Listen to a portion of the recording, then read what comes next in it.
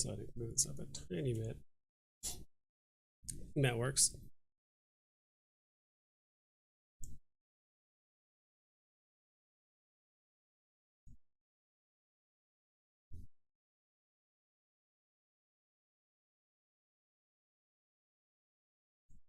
Go and tweet that out. So is the music not playing?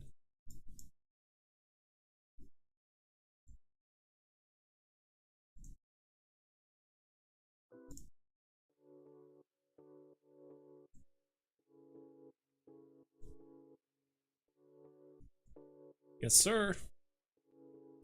Cool. I think we got everything squared away here.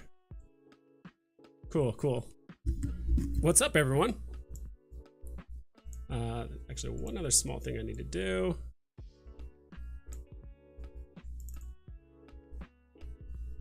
Log into my VEVE store account. Andrew, what's up? Poetry Delivery, happy birthday. Thank you so much, guys. Keeping it honestly pretty low-key today. Not doing anything crazy. Because my birthday is always, obviously, it's been the day after 4th of July. It's always, I'm so used to just doing something for my birthday, usually either a few days after or at some point like later in the month, whatever it is. So I got friends and family and everyone texts me happy birthday and stuff, which is nice. What I really care about now is this two-factor authentication that BB's trying to send me.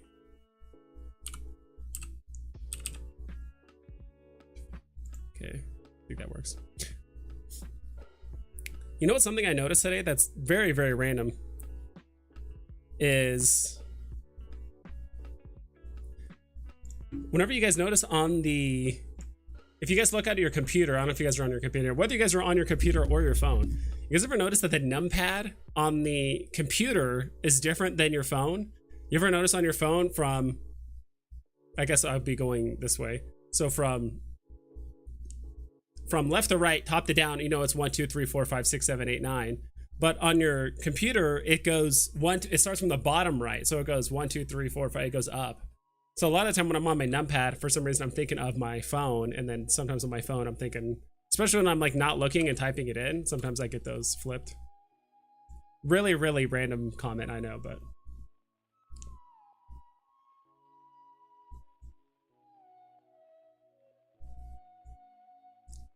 Buy an ultra rare Vader? I don't have enough gems for that. I already own one, which reminds me, maybe I should log on to my other, maybe I should log on to like my other accounts on here. I think this is it. There we go. I could log on to my other accounts on here. I could probably do that. Yeah, let's do that. I kind of want to show you guys what's on my other phones or like my other accounts so you guys can see. So it might just take a minute. See what's on this one. I mean, B-Day, someone send this man 10,000 gems. That'd be amazing, but there's no transfers. There's no NFT transfers. Honestly, I would be doing giveaways if, like me personally to you guys, if NFT transfers were up. I still don't have cash out. I still haven't been KYC'd. I still haven't done any of that stuff, so. That's cool. Waiter gang? Yeah. So how do I sign off on this? So profile, how do I log off?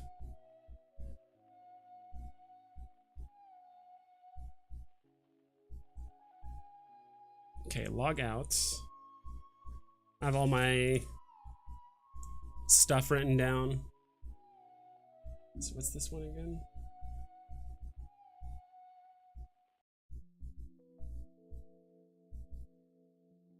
Because one of my accounts has like all the good stuff. There it is. Let's try this.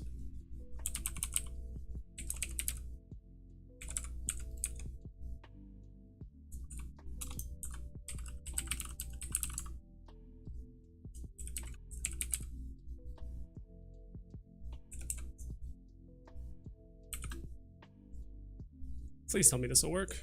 Hopefully.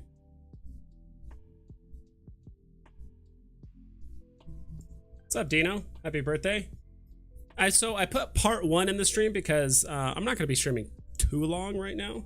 Mainly just kind of learn to hang out before I possibly before I go drinking and some other stuff. So if I do come back streaming later, I would not mind if we had guests come on like Dino and I was a little inebriated. Okay, so this is my one of my other 2 accounts. So I have 3 total. So this is the one I actually have the ultra rare on. Valkyrie, Thor. I actually got some lightsaber. This is pretty much like the Star Wars account, except I do have some Marvel Mighties on here as well. Yeah, I was really unlucky that I won Thor, and I think I won 3 Thors and 3 Valkyries and one what's it called? Oh my god, Loki. Out of the 7 wins that I got 7 W's on the drop, and I got three of each of these, which is not ideal. What up, vibes? Happy birthday! Let's go. We will ever see Thundercats, and I think you meant He-Man and Captain Planet. What about the gummy bears? That's the one we'll drink juice and bounce on their butts. Okay. Oh wait, I'm not even showing my screen. Give me a sec here. There we go. Yeah, so this is the other account that I have. So it's only has 7 collectibles, 27 comics, but it does have Emperor's Fist, so that's obviously quite a bit. I do have the comment on here as well. And then some of these comics are actually pretty decent. Drinking good hydration is important. Yeah, sure. That kind of drinking. Definitely not the kind that dehydrates you and basically poisons your body. Definitely not that one. So first appearance of Thanos. So both the common and the rare that I both want on drop. I actually still have the rare Tarzan. I actually really like this gold cover for the Tarzan one. I thought about selling this at least like 4 or 5 times, but I ended up just not doing it.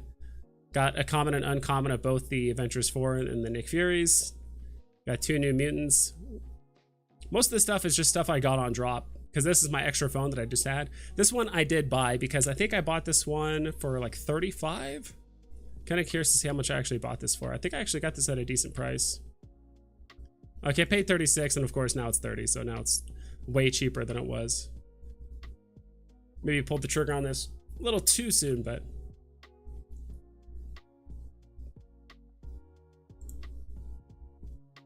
that's fine.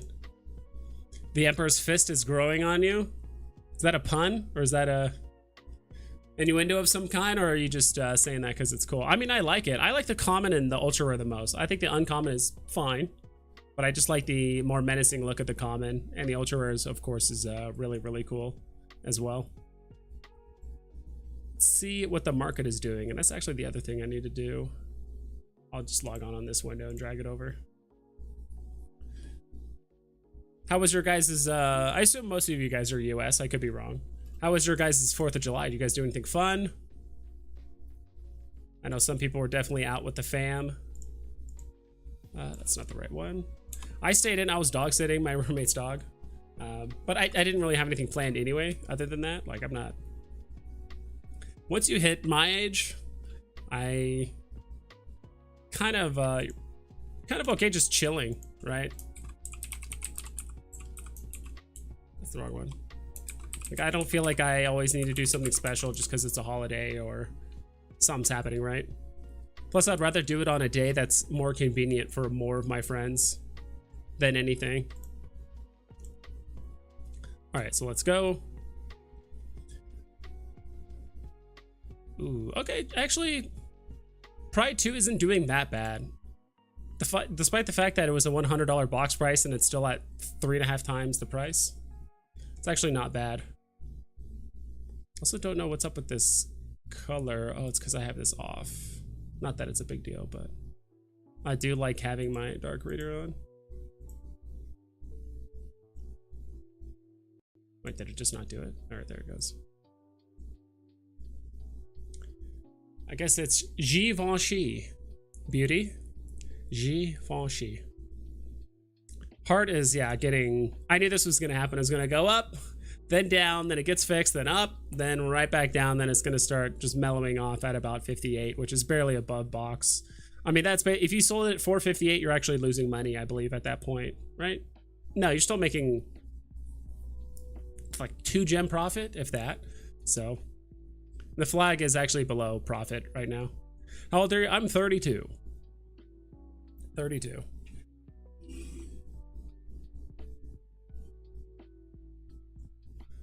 Hash Brown 360 says, love that Dr. Doom statue right now. Just picked one up today. Yeah, and honestly, I think this was a talking point that I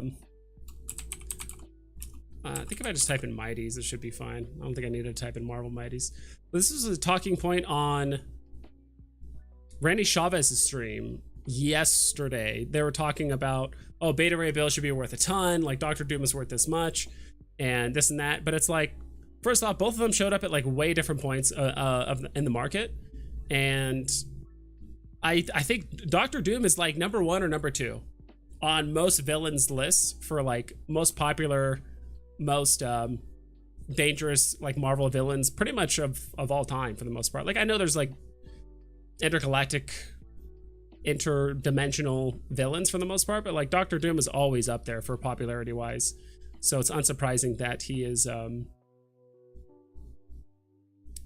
the price that he's at. Not only because he was early in the market, so a lot of people bought it for like over $1,000. Choo Choo, thank you so much for the $10, dude. Had to dip out real quick to wish you a happy birthday, brother. Keep up the great content and streams. No, thank you so much. I appreciate it.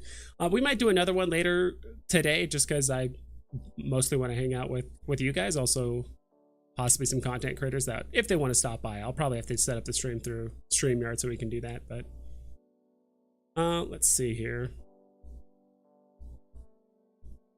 I guess I'll just type in Dr. Doom instead. But I do like Dr. Doom a lot. If I just type in Doom, will it pop up? Do I have to do Doctor? Do I have to spell out Dr. Doom? I'm trying to remember.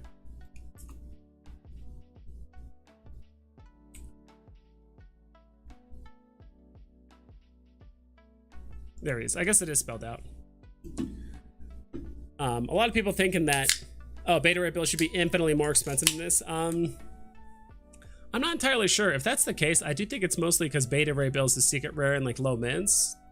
That's the only reason why it would be more than Dr. Doom. But even then, like, even though the mints are significantly higher, actually like 3 times higher on Dr. Doom than Beta Ray Bill, maybe Dr. Doom will just be the most expensive villain, but Beta Ray Bill might surpass this just due to mint numbers and rarity alone. I could definitely see that. It's funny because he's open fist. Yeah. I watched Fireworks with Zuck in the metaverse. Oh, is that real?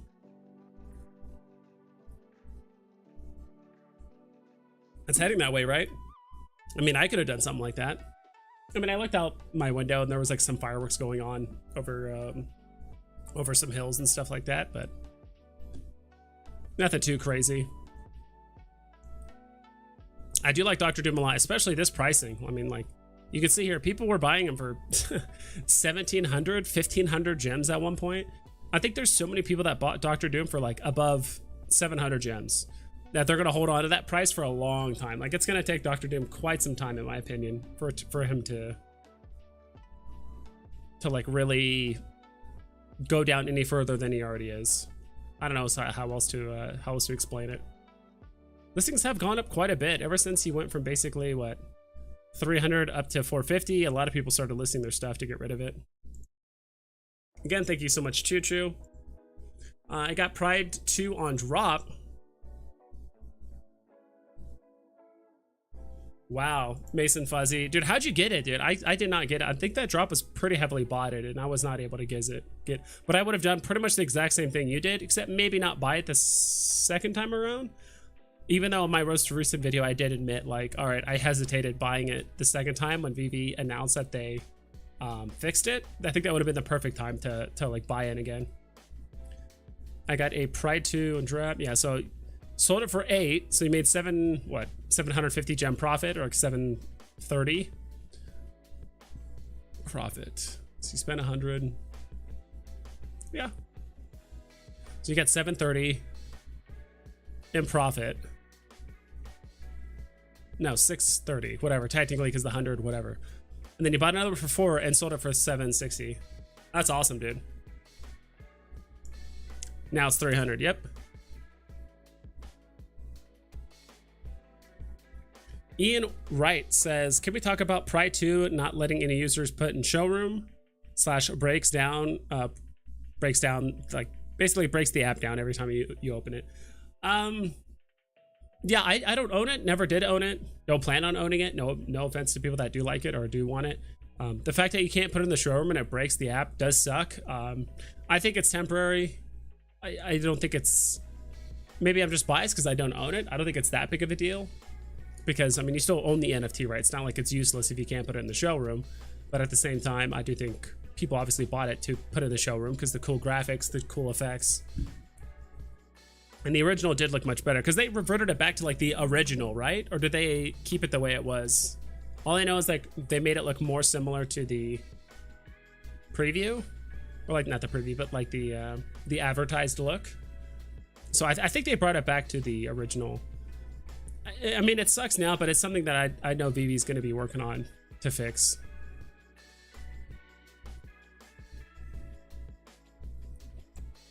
Yeah, so I don't own one. It sucks.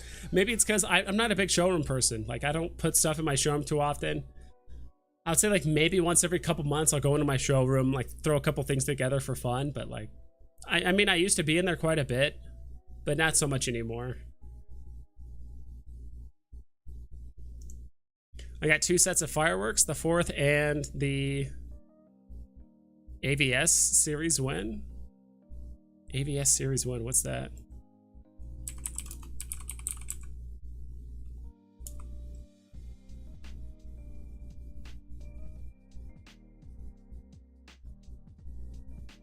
The official Colorado Avalanche? Is that NHL? Is that those guys? I don't know. Like, I don't know who that is. If there was no imperfect drops, the app would be super boring, in my honest opinion. I mean, I would hope VeVe or just in general, like, drops aren't being purposely broken or messed with just because the app would be boring. Obviously, we want everything to be perfect. Yeah, I don't know how to feel about that.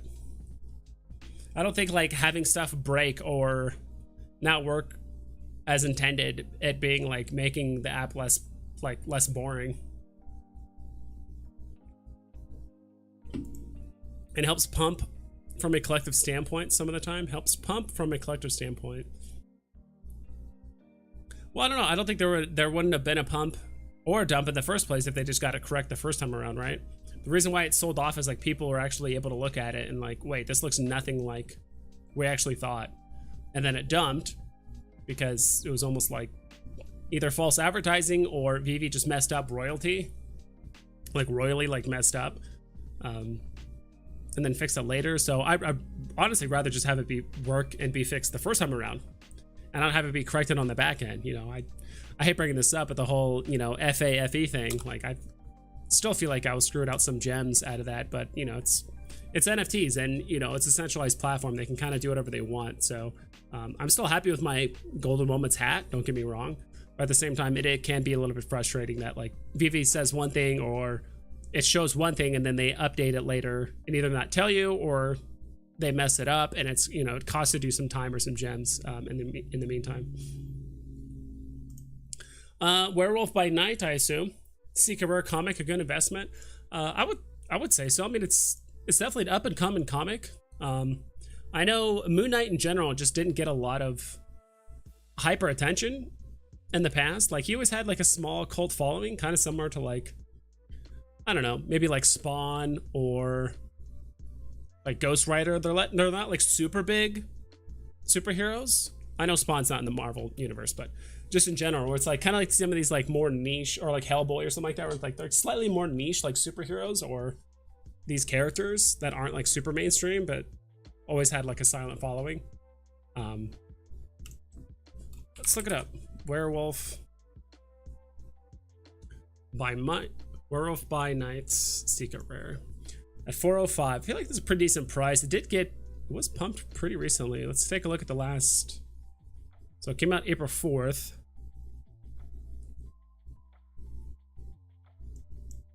I mean, I like the look of this comic, to be honest. It's actually one of the better looking secret rares.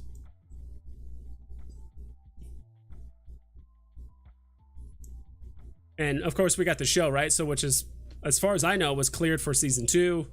And on top of that, odds are Moon Knight's going to be making appearances in the MCU. So I could definitely see this doing well. Was this a lower mint run by any means? Okay, so it was still 30,600. I thought this was like a 10,000 mint or like a different run entirely. Yeah, commons are 21,000, so. Listings are a bit on the high side. Where's the all-time low for this? Like 250? I think you could maybe wait and still get it at a cheaper price. Again, not financial advice. Like, I don't know the future. I don't know what's going to happen. I do think, and it's pretty well believed. It's not 100% confirmed, but this is something Reese did say the most recent AMA that they had, or like the AMA, that they're going to be doing like 5 drops a day on VEVE during San Diego Comic-Con. So within that 4-day period, we could get up to 20 comics if what he said was true, or if he meant to say it or whatever. And I do think that will cause a small crash in the market, because odds are VEVE will probably drop one good comic a day, like one really good comic a day. I'm talking like first appearance, like Punisher, first appearance Thor, if we don't get it this week. Obviously Amazing Fantasy at some point, potentially. First appearance like Wolverine. Like those, we still have a lot of like really good comics to go through on like the Marvel side of things, let alone if we get DC and all that. So I'm honestly kind of preparing for that. I'm not buying too much stuff right now because I do feel like it could potentially go a bit lower. That's just me personally. Do I think this is a good comic? Yes. Secret Rare this? Yes. But is like now the perfect time to buy? I mean, if you have the capability of just constantly putting in gems, you know, let's say you can put in like 500 gems a week or 1,000 gems a month or whatever. If you have that capability, then like, yeah, you might as well secure it. You don't know what's going to happen during San Diego Comic-Con. But if you don't, or if you're only working with a limited number of gems and you're really leveraging that to like last you a long time on VEVE, maybe not. I would hold off. I agree. The other version looks way better. Other version. Yeah. Do you think that FA Battery Bill comic is the best 10K edition comic on the app? No. That goes to Avengers 8. First appearance of Kang. This one's 10,000 editions too.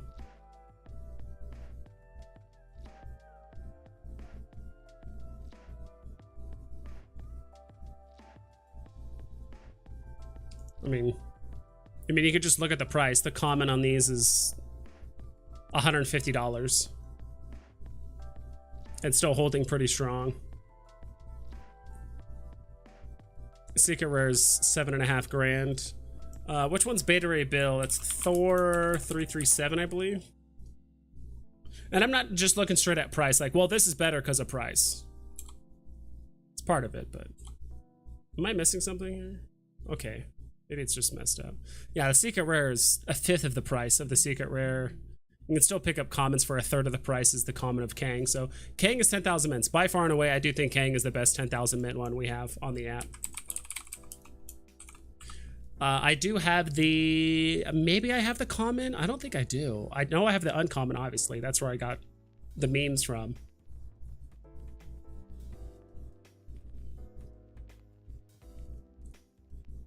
Uncommon.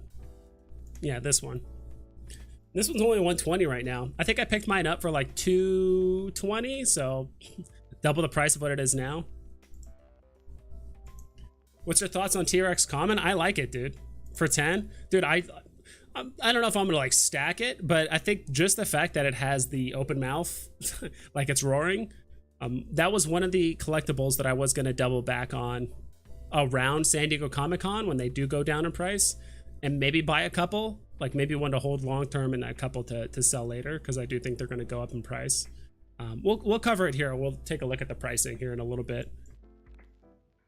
But yeah, I do think Avengers 8 is the best 10K mint comic that we have on the app. As you can see here, like people were buying this uncommon for $450 at one point. Man, does this thing really dip to like 80 or 70 at one point? I must have overlooked this. Because I think I bought mine back here in like mid-May. For like either, it was around 200. It's either like just below 200 or just above 200. Yeah, this thing went down to below 100 for a brief period of time. Austin, what's up, dude? Thanks for the birthday wishes. LNB Bats, I personally think Kang, is the best 10K on the app. This is coming from someone who got a Secret Ray Beta Ray Bill comic on drop. Yes. So I still think Kang is, you know, if we're just talking strictly money-wise, financially, yeah, it's the better comic, but aesthetically, I like some of the Beta Ray Bill comics. I like the Ultra Rare quite a bit. I like the Secret Rare too. I'll say this, I like the Beta Ray Bill Secret Rare more than the Kang Secret Rare. Just like visual-wise, just aesthetically. This one, it just looks like he's falling, and I guess he has... For a second, I thought that was like an invisible skirt or something like that that he was wearing, like just the way it looked.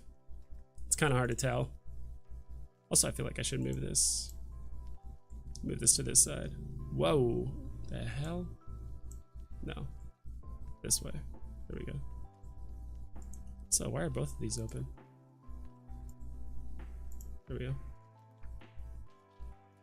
Happy birthday. Thank you so much, Henry.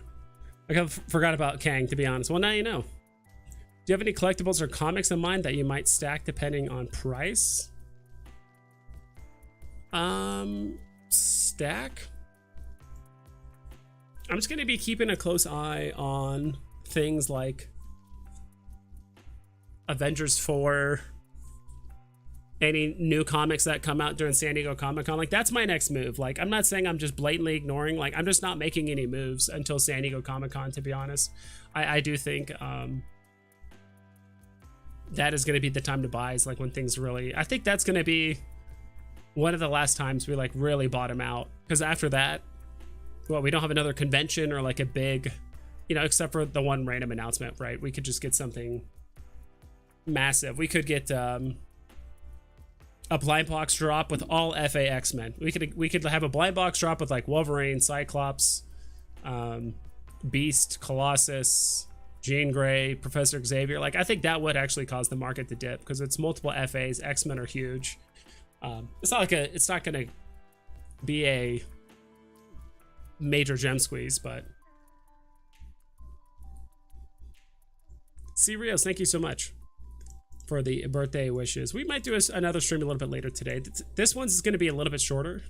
I just wanted to hang out, cover a few things on the market, but later today I might be a little inebriated and might have some other content creators on if they want to jump on and say hi or hang out, shoot the shit. What was I going to look at? Oh yeah, Rex, T-Rex. We were talking about it earlier.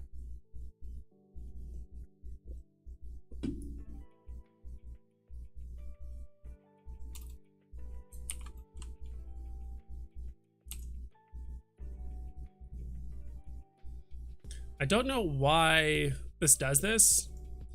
I think I have to do something silly like attack ready, because I think that's actually the name of the common T-Rex. Space. Yeah, attack ready. I don't know why this one's called blue attack ready. This was isn't called T-Rex attack ready. I could have sworn there was also one of the Voltron NFTs also has the term attack ready in it, like in the name.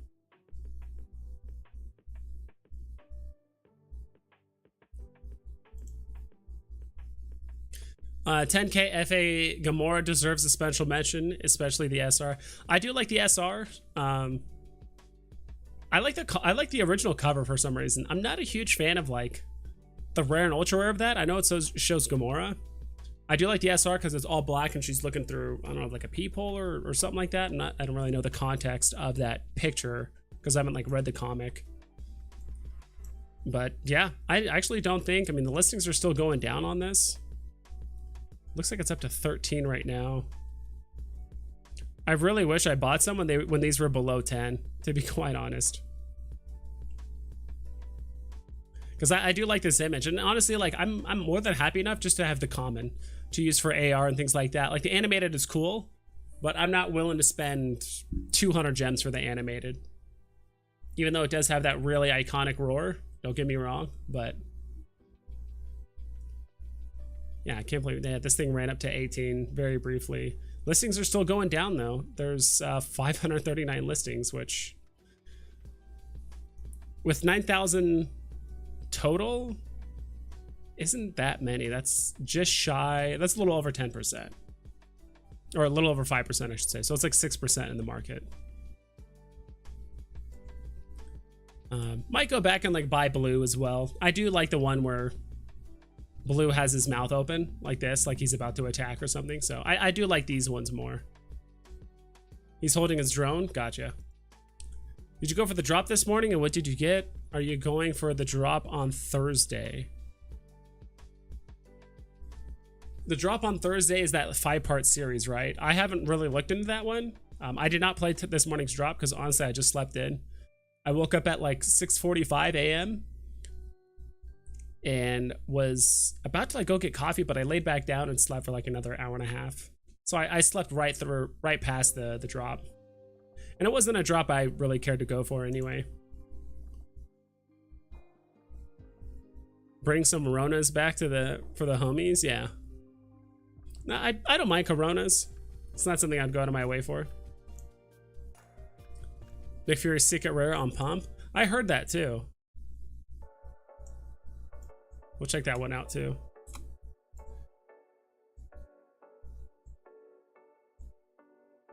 I think I've probably just hit SGT. Should populate. Secret rare 400.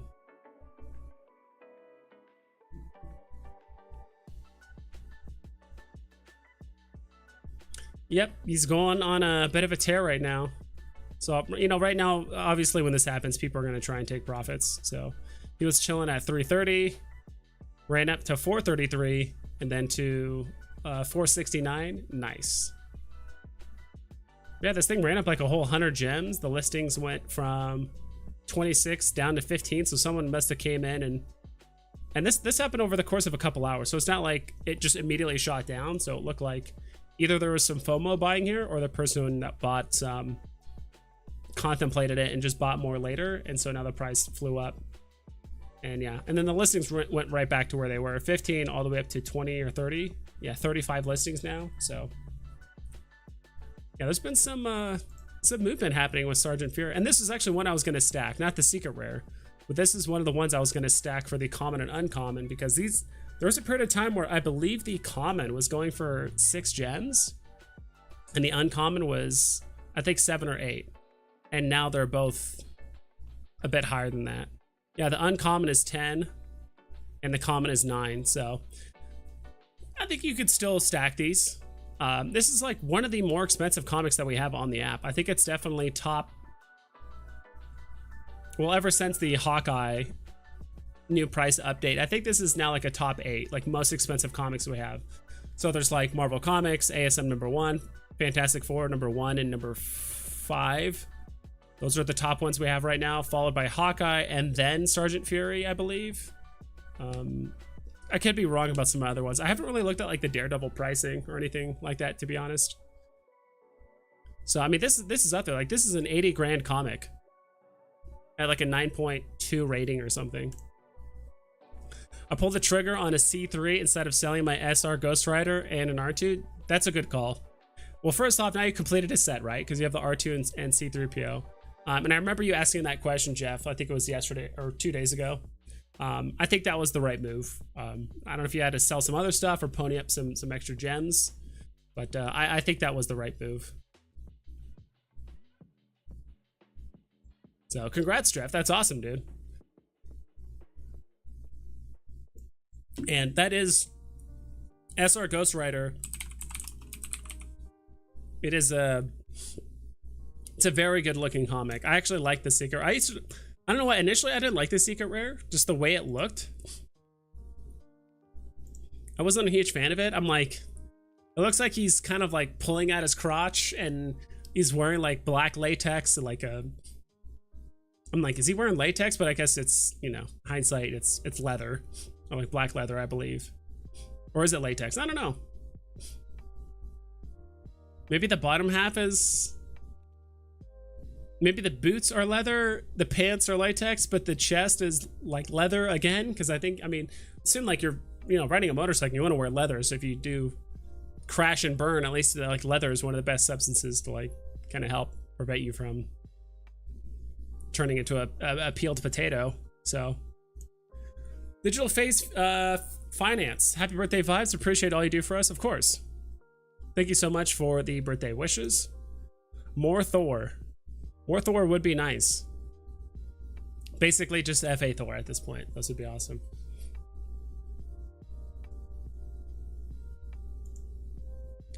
Gamora is not her true FA. Watch comics and crypto. This one? God. I forgot which one it was called. You guys remember which one it was called? The one that's technically FA Gamora? Or was it just her first cameo?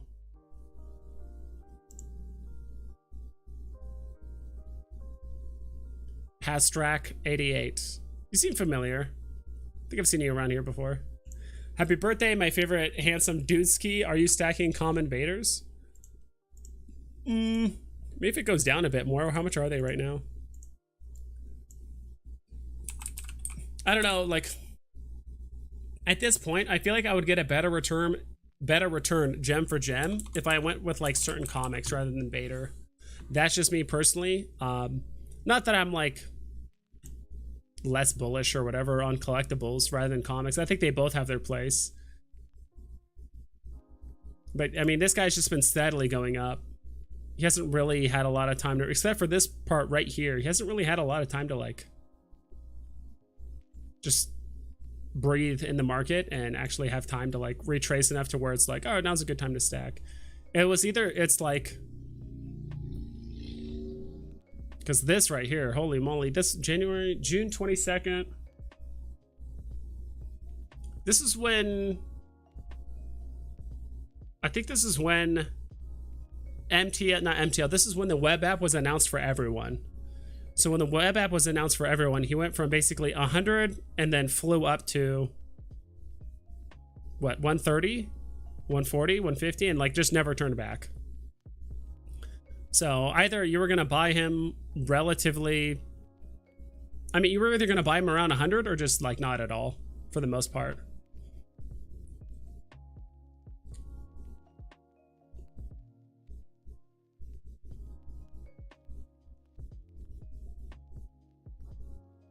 But no, stacking Vaders is just not in my play right now. Plus, it's like, honestly, with the amount of current gems that I have currently, I mean, I could buy 3 of these at most. So I don't really have a lot of gems to play with.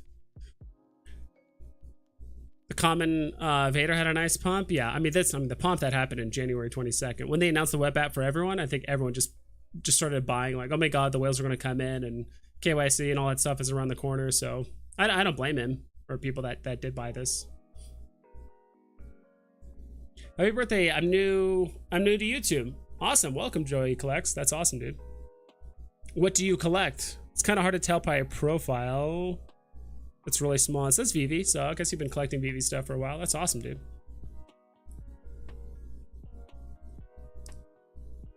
Yeah, Vader has had a nice pump. I do think Vader is most definitely a grail, in my opinion. Obviously, the ultra rare is the grail, and then maybe the other two are blue chip, whatever you want to call it. But this is definitely big time. I'm really glad I won one of these on drop. I would not have been able to get it otherwise. I'm happy to have it. So SR Ghost Rider looks like the guy from American Horror Story wearing that black leather suit killing people. I haven't seen American Horror Story. I've heard mixed reviews about it. I've also heard that like some seasons are better than others, and it's really hard to pick and choose like which ones to actually watch or go for. Ghost Rider's chest looks like Kylo Ren. His chest. What, like the dad bod aspect of it? I think that's what you mean. Truth Investigative Firm says Strange Tales 180. Okay.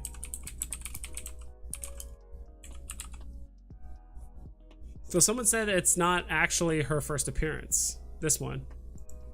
Oh, I guess I gotta put a pound sign. So someone said this isn't actually her first appearance.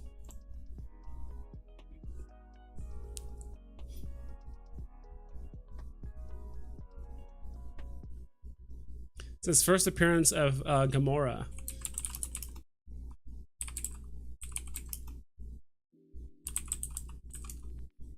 Let's see.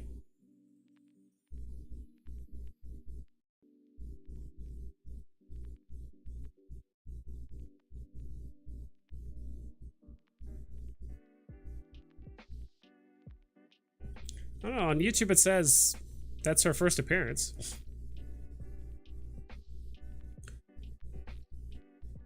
According to comicbasics.com, according to eBay, according to marvelheroeslibrary.com, Wikipedia. Possibly. Most undervalued collectibles under 100 gems. Let's look. If you guys are ever like kind of questioning like what are the best collectibles under 100, I mean this is not updated to the minute, or I should say to the hour, like Ukomi Wiki. It should let us know when is the most recent update that it's been on. Yeah, Strange Tales, I figured.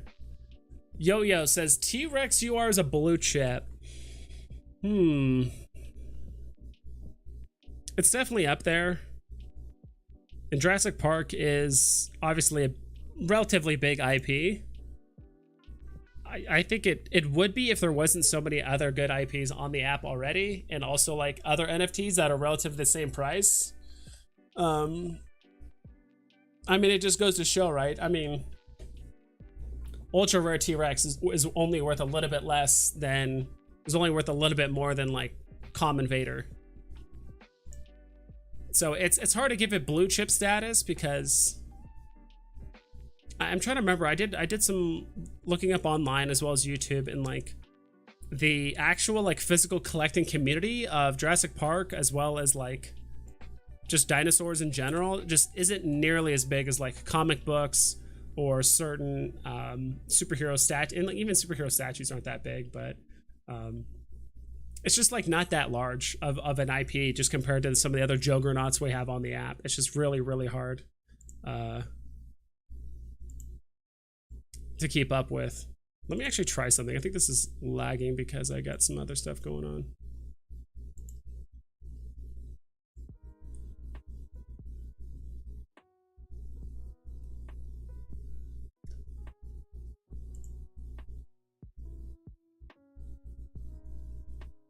So collectibles for under 100. Let's put the minimum to 15 pages. Holy moly. Let's put the minimum to like 30. Let's see how much that trims it down to. 7, not bad. Now let's do by floor price, not by release date. I think it's going to show the most expensive first. So a lot of people think Ultraman is a huge one. He did have some, let's go here. He does a pretty big upside, I will say that. It's just really hard to tell. Miom, $50. Holy moly, dude. Thank you so much. Got the Alex G glitter, Alex G gold dust. We got to give you guys that. Honestly, dude, that means so much. And I really appreciate you using the Iron Man emotes. You guys know that's my favorite. The Iron Man emotes. Those $50 will most definitely not go to White Claws later today. Or vodka or anything like that. That's going to go straight into buying a, I don't know, something on the app probably. But dude, Mihom, that means a lot to me, dude. Thank you so much.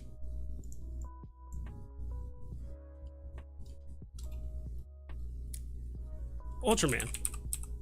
I will admit this one has a bit. Okay, so if I had to hedge my bets to something that might have like a huge upside, I think Ben Reilly is still, I've been saying this for a super long time. Like the combination of the fact that he is an FA still, it's a Ben Reilly Spider-Man, but it's still Spider-Man. The low mints of what, 5,000, the ultra rare is only like 2,000 something. I think that's pretty big. Come on, work with me. All right, there we go. I mean, Ben Reilly at one point was pushing over a K or like 900. So I do think he has some potential to really shoot up. I mean, he even shot up to 300. I mean, there was this little shoot up by a lot of collectibles because of the announcement of the web app for all, which was pretty cool. But at least when we're talking about Ultraman, the common. Do I need a space here? I thought I didn't. I don't think so. Because I think Ultraman did something similar. Like, I think he was over 900 at one point. Or maybe even over 1,000. I think he kind of followed in step somewhat with Ben Reilly. Price-wise.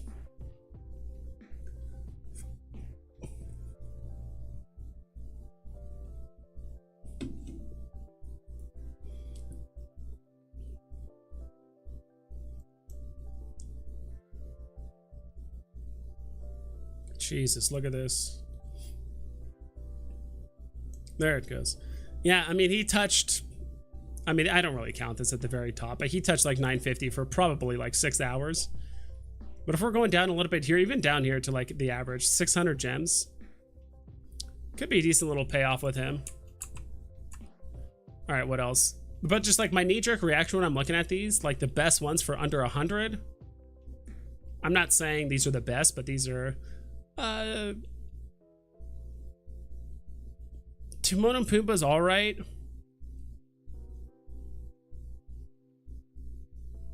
I mean, I don't mind Jaunty Jig either, but the other thing too is like there's like I think 20,000 edition of these. I should say right here. I guess not. I thought it says it right here, like how many editions there are. There's like 19,000. Yeah, there's like 19,000 of these, which is quite a bit if you're just trying to buy one singular collectible. Man, I remember trading Pitbull hoverboard on and off for like around 350, like between like 340 and 400, like on and off, over and over and over and over again.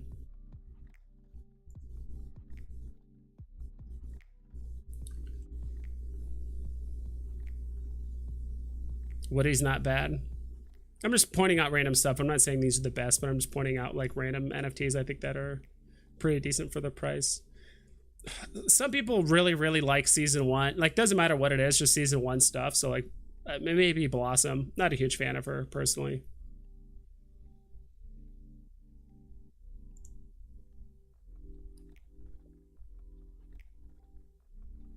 What else? Toby's. You got to get the secret rare Toby's. Nah, I'm just kidding. Don't bother with the secret rare Toby's.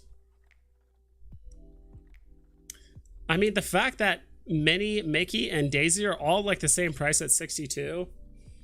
This is tough because it's like, dude, the lenticular cards have already gotten freaking suplexed in the market. Like these things, I bought my Minnie Mouse for like 550 gems. Now it's like 61.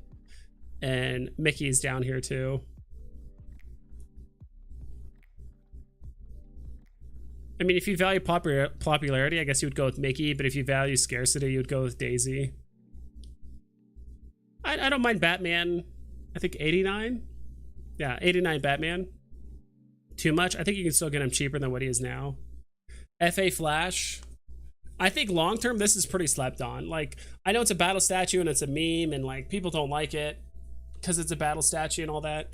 It's still FA Flash at the end of the day. He's easily a top 5 DC superhero. You know, it goes like what? Batman, Superman, like Wonder Woman, then Flash. I don't think Aquaman's not that popular, but like Flash is up there for most popular like DC characters. I would say Flash is probably more popular than like Green Lantern and stuff as well. So I might actually wait for that if that goes below 50, I'll probably pick up FA Flash. Kit, not entirely sure. Hoverboard, there's a lot of collectibles, as you guys saw right here, between like the 60 and like 50 gem range that I think are pretty decent.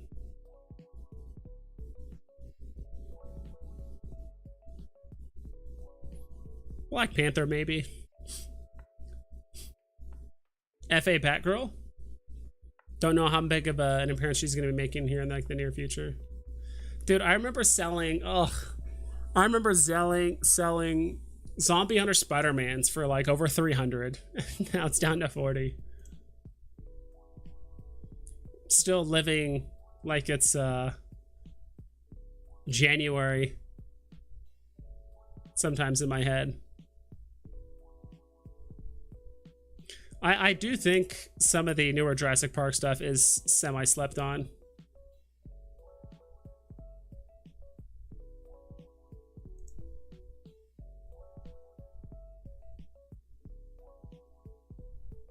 Yeah, and I put the floor price at 30, so we're not going to be able to see everything, or else there would be tons and tons and tons of pages. But that's what I would say. It's hard to decide on like what's. It just depends. Are you looking for a hard stack? If you're looking to just buy just one thing for, if you're looking for something between 90 to 100 gems,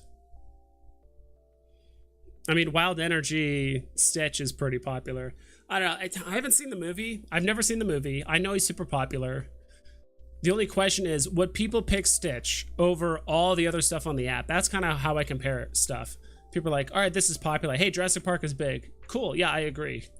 But are people going to be buying an ultra rare Raptor or T-Rex over Star Wars or Disney or X-Men or Golden Moments or Mickey or any of that other stuff, or DC or Batman or Superman? Like that's what people are going to be comparing it to. For the most part, right? People are going to be browsing. People are going to be finding their favorite IPs. You know, if it's like a Deadpool or something like that. Someone, oh yeah, I think Stitch is funny. My daughter, you know, or my son likes Stitch, but like, I also love Deadpool a lot. So maybe I'll buy Deadpool first, whatever it is. So that's the way I see it. I don't think, it's not like people are never going to buy Stitch, but for around 100, I think he's a pretty decent buy too.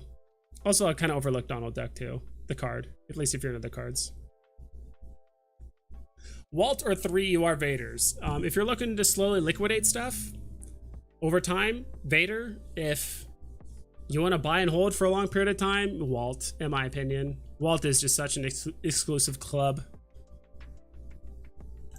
Why is the uncommon so less than the common for what? For Strange Tales? I don't know. I think it's like the cover, but not the cover. I don't know. I do think there are some comic book collectors that do buy covers just for the fact that they are more scarce. Even if the cover doesn't look that good, it's just like it's a one of, you know, 500 or 1,000 or whatever it is. Like some of them do go for like the smaller mint runs just for the scarcity's sake. No, like Kylo Ren's head is on his chest. What? I don't know about that. Michael, most undervalued is the Stitch SR. Stitch is super popular. Yeah, I agree. I haven't seen the show. I know the physical collectibles sell really well, but that doesn't always perfectly translate to VeVe, right? It's not always the same thing.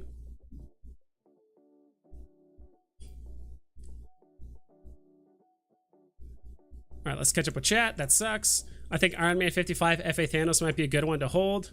Quite a few and market below list price. Yeah, the only reason why, I mean, we'll pull it up right here.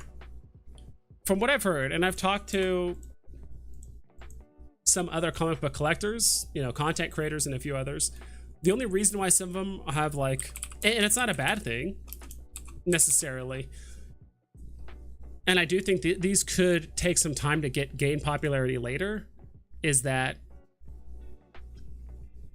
the first appearance of Thanos, we've already had the huge story arc in MCU, right? Like it's done. Like he's done it. He snapped his fingers. Everyone's died, and you know we have the whole ending with Endgame and all that stuff. So it's like the story arc is done.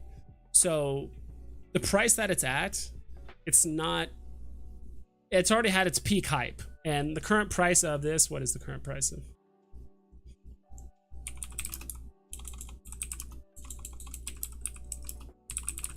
Thanos Comics. See if I can drag it over here. All right, so this is the first appearance Thanos comic. Where is the CGC price for it?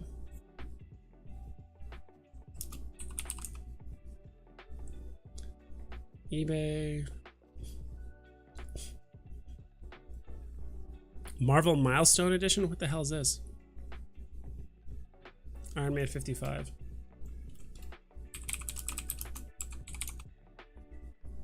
All right, I've already looked this up.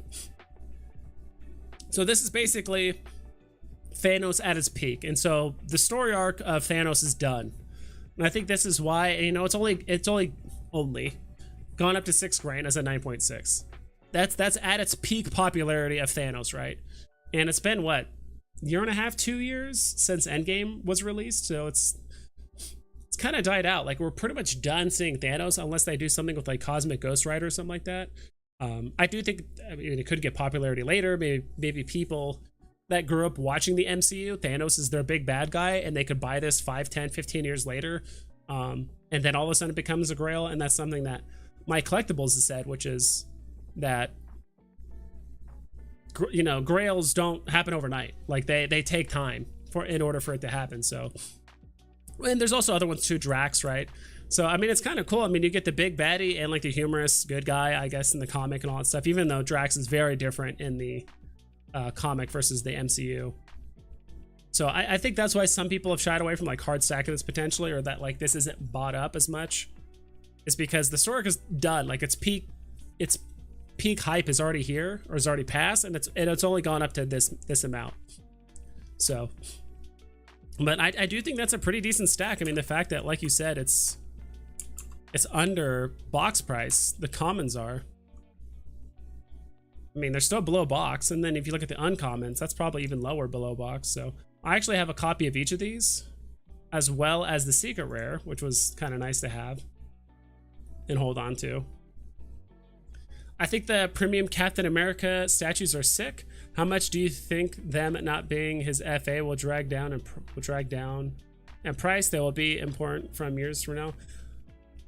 Bolshevik, it's hard to tell, dude. I know everyone's hype is FA because that's something that's been apparent in comics, in cards, in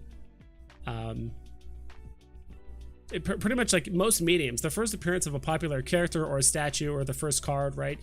Everyone wants the first edition, the first print run of a certain card or a certain character or whatever it is.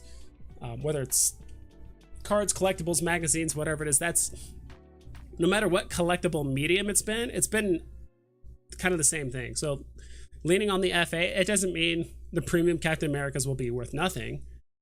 It's just that the FAs, maybe gem for gem, might hold better value, or it's like just a more sure thing. I like the premium Captain Americas too. Probably should go to collectibles instead of comics. That would help.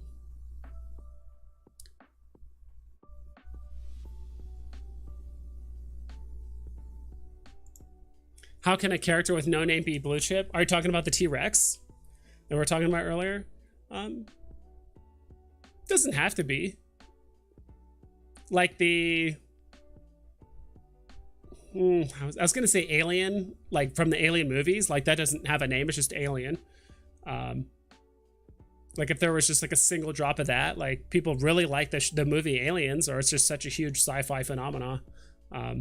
Like, I think Alien, people have said like the Alien movie, it was like kind of the last time someone came up with like a genuinely unique concept of like a new monster, kind of like a sci-fi horror film thing. The Thing was kind of up there too, but that's kind of more amorphous. But I do like the, you know, like these versions of Captain America, not the FA Marvel Mighty version. I think these will hold their value too. I think these will do well. Like, they still look awesome. And there's probably going to be collectors out there that couldn't give less of a shit about Marvel Mighties. And it is what it is. Even if gamification comes up, people are like, cool, I still don't care. I would rather have these cooler looking statues rather than Marvel Mighties. There's going to be people out there like that.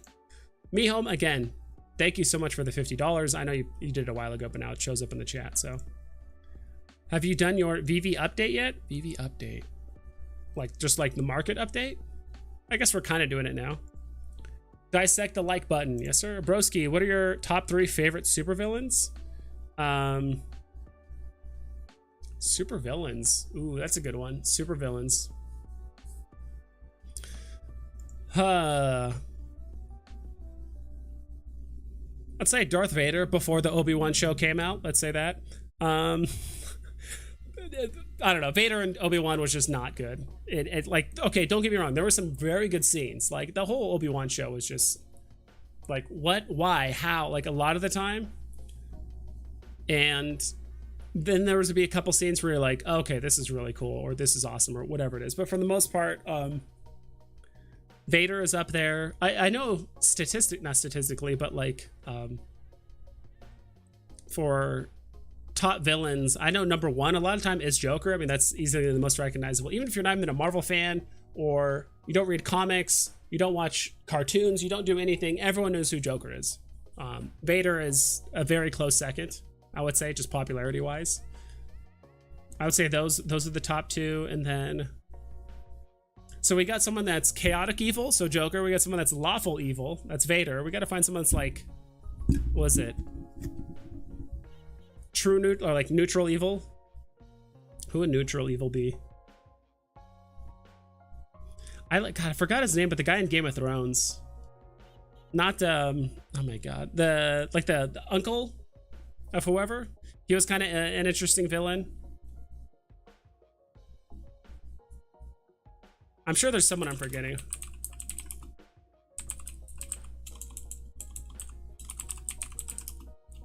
But that's a very good question.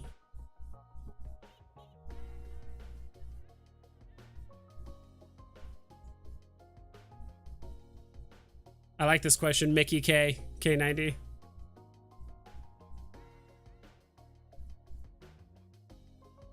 Actually, I'm gonna show you guys this. I just Googled this because I'm sure there's villains I'm just straight up forgetting. So I just Googled, you know, villains. So greatest villains of all time. Number 20 is Mike Myers. The T-1000 from Terminator, Freddy Krueger, Agent Smith, Norman Bates, I guess from, oh god, what the hell is that movie called? Psycho. Emperor Palpatine. Sheriff of Nottingham. What the hell is this? Robin Hood, Prince of Thieves. I thought this was like Highlander or something like that.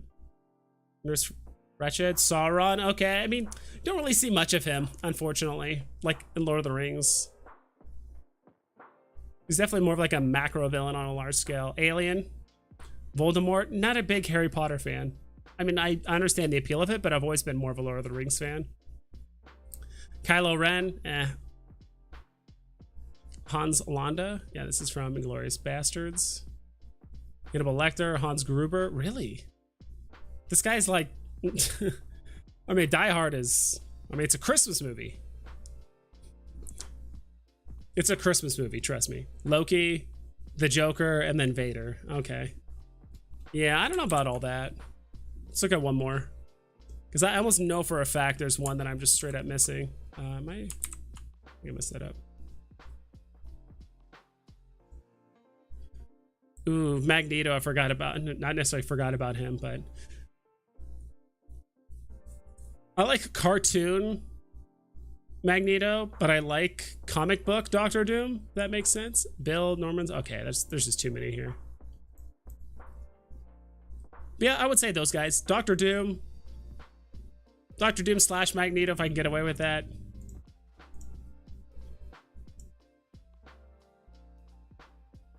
I love Kang's face of that cover. Enjoy the adult beverages. Thanks, Mio. There's 5,600 common Harley Quinns that have yet to be delivered from June 5 drop. Yeah, dude, there's actually a small handful of drops that have not sold out. Maybe that's a video, dude. A video of the drops that have still have not sold out. There's 3 of them that I know of. There is, maybe we can actually do it on this account. This is one of my extra accounts that I have actually logged in. So I know... So Harley, which one is it?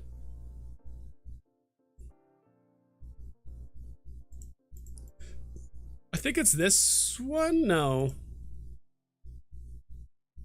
it's one of the newer Harleys. I think it's this one. This one's still on the market, right?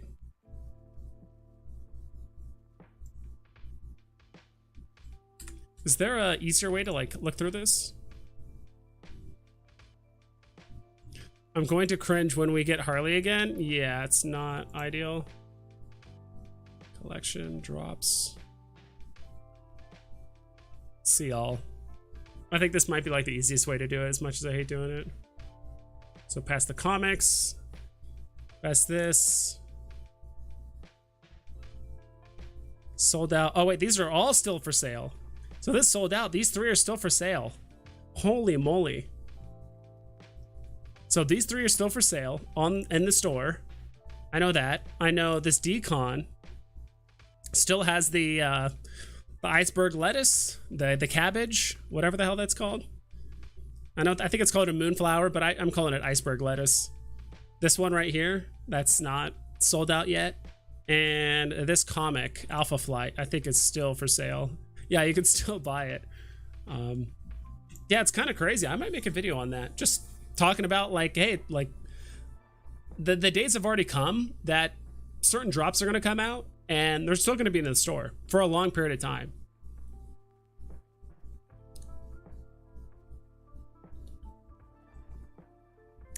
Oh goodness, I made a mistake. I rewatched Gamora comics and crypto. It is FA. I must have gotten it confused with a different one. Oh, sorry. No, it's fine. I mean, it's still affordable for the most part if you want to go for it. Do you have Samuel L. Jackson's full set, Mace Windu plus Sergeant Fury comic? Yeah, I do actually. Do have Mace Windu as well as the Sergeant Fury comic. I do. If you're in for it for the money, buy Omi. And Vader and Todd. Yeah, I mean, so you know, full disclosure, I don't have any Omi right now. I'll definitely buy some later. But my whole thing is like, when you really think about it, some people want to buy Omi for the long term. That's fine. Some people want to buy Omi so that they could eventually buy NFTs with it. But if that's the case, like, why not just buy the NFTs that you want, and then when it at 10x is because they announce Omi to NFT or crypto to NFT or whatever, then you could just sell the NFT that you've been holding on to for Omi anyway. Like, that's just another strategy you could do. So that's kind of one aspect I've been thinking about more recently, where it's like, all right, you can put money into Omi, but the second they announce crypto to NFT, which is actually my thumbnail, I don't know if you guys actually kind of picked up on this. I put, or that you guys care. What the hell?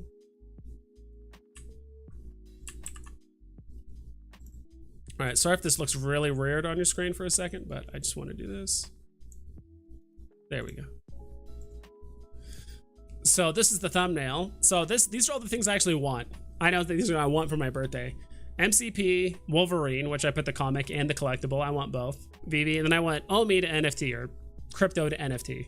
I do think these are the biggest catalysts that we do have, which is MCP, so gamifying, collecting, the fact that people can actually see where they're at in the leaderboards, which causes competition. If people are actually noticing that, like, hey, if I actually buy 3 or 5 more rare comics, now I get extra points. Now I can put that towards the drop raffle, whatever it is. I do think all this stuff will help. And then Omi to NFT is obviously a huge catalyst as well. So these are all things I would like to see on VEVE, personally. What was this? What will be the grail of grails? I think so too. I really think, given enough time, and if Disney wants to do utility, I do think Walt is going to outclass even Secret Rare Spider-Man. I'm not saying Secret Rare Spider-Man's terrible, don't get me wrong.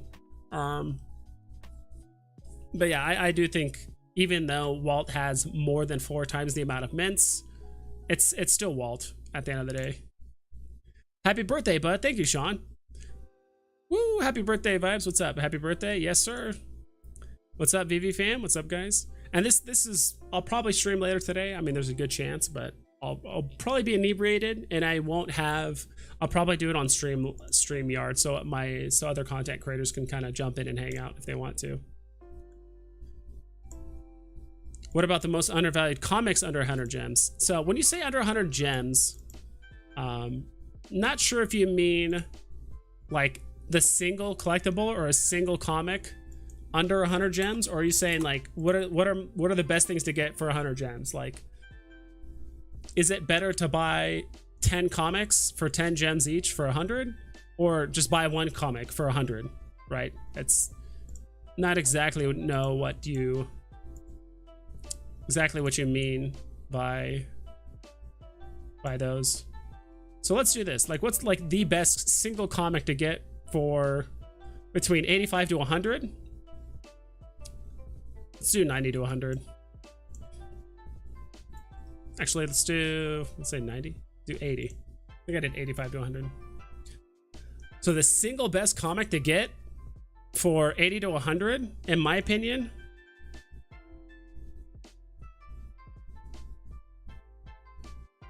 I'm really debating on ultra rare Avengers number 4 or I don't know, Vision's up there too, Green Goblin's good too. And these are all the ultra rare versions.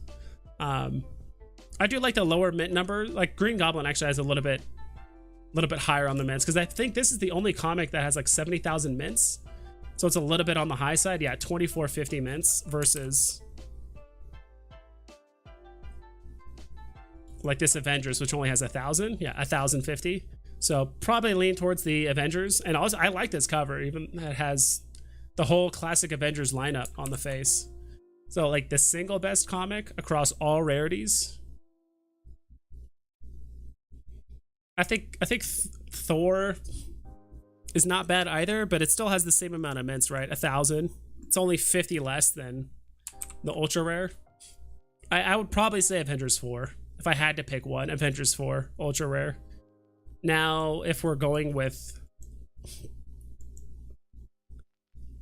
let's say the 2 best comics. Let's say you're trying to buy 2 comics for under 100. So I just did 40 to 50 because are there, oh, this can't be right. Is this right? I guess there was genuinely no comics, or maybe it's just messing up. So if you wanted to buy 2 comics, so 40 to 50, is this showing? Okay, there it goes. I mean, there's so many good ones here.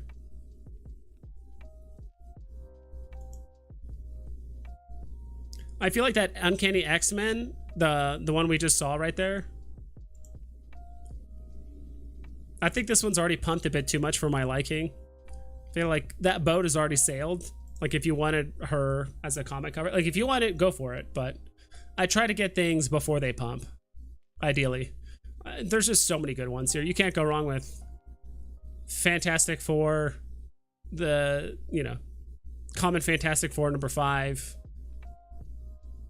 New Mutants, Amazing Spider-Man, Sergeant Fury, Ultimate Fall. Like these are all good.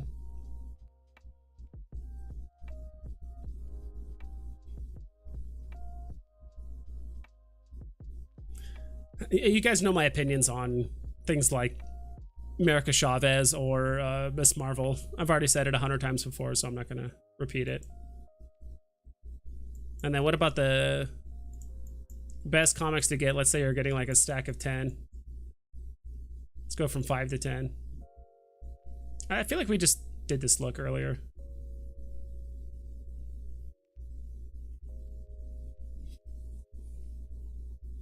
I mean, Sergeant Fury.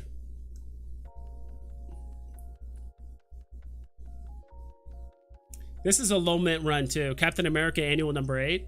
I know it's not worth a lot in real life, but I think this is kind of similar to like the Spider-Man number 1. Like a lot of comic book enthusiasts do like this cover, this one. I know this is the uncommon variant, so how much is the, I bet you the common is actually maybe a little bit cheaper. But that one only had like 2,000 mints.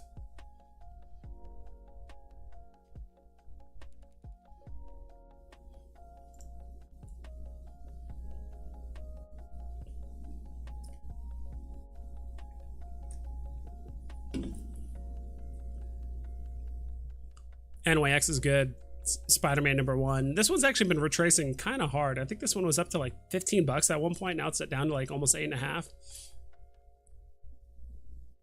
I love this rare. I know I've said it pretty much every stream, but I really, really like this rare. You guys can pick this up for like $6.50. I really like that one. So yeah, I hope that answers your question. I mean, I know I spent a bit of a tangent talking about it, but Yo, why does the VEVE YouTubers don't stand up for the community with the Pride 2 debate?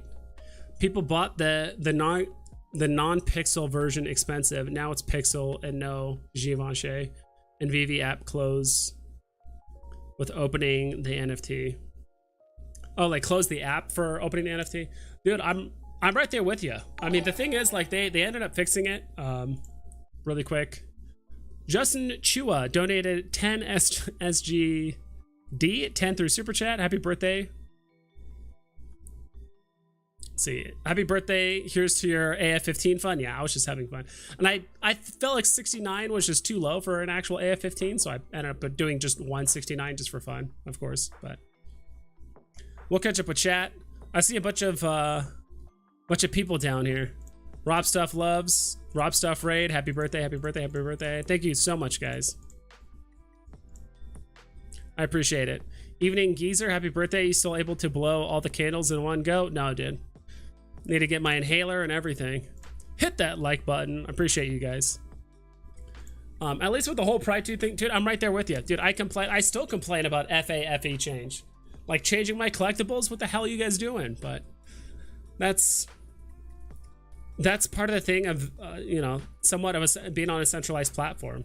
I mean, they have the ability to fix it, but also, you know, make mistakes, unfortunately, on occasion. Now it's Pixel and no Givenchy.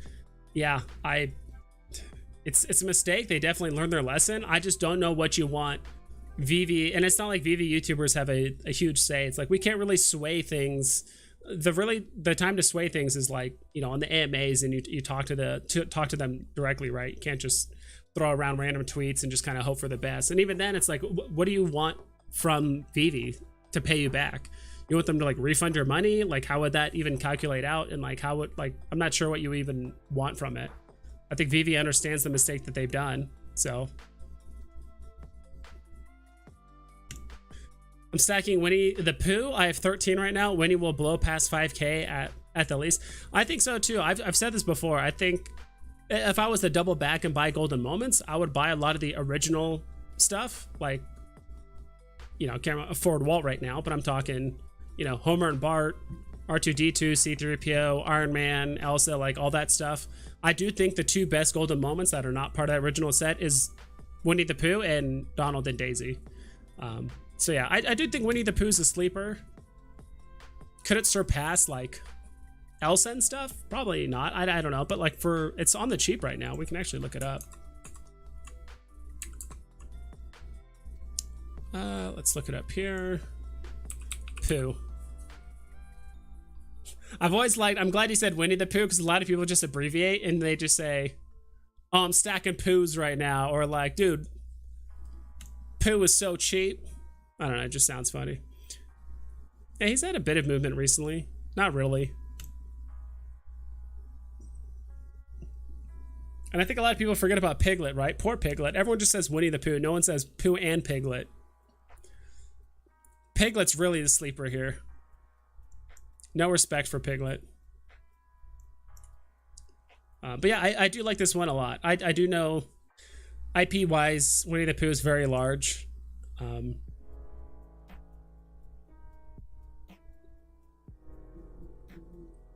Yeah, 320. But this is the kind of thing I feel like some people get caught up with, and I do it too, which is like what?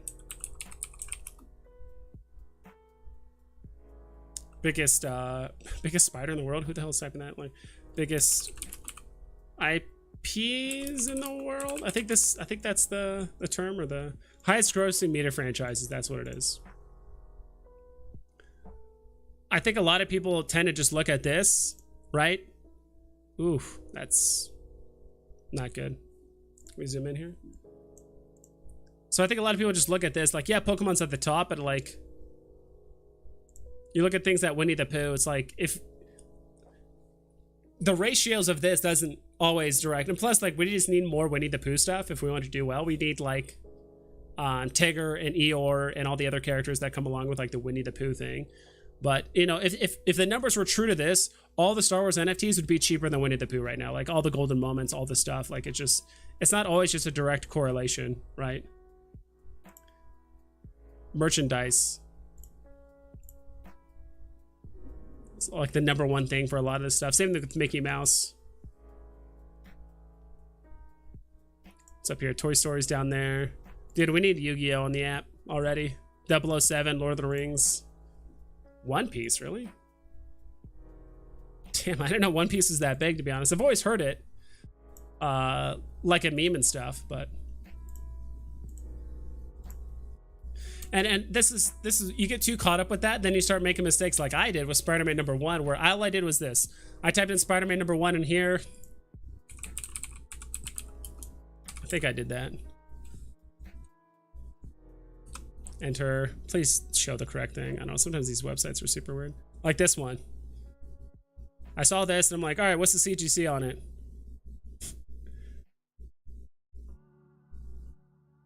And I saw it's worth $60 and I'm like, well, I'm just not going to play the drop. Like, it's not worth much. Like, clearly it's not worth much. I actually skipped this drop. I skipped this drop altogether. Little did I know I should have got as many as I could, because, I mean, look at the prices now. I mean, it's guaranteed profit, even if you got the common. But I sometimes you just can't always just look up the CGC or like what's the highest market. It's a good indicator, don't get me wrong, but it's not the end all be all, right?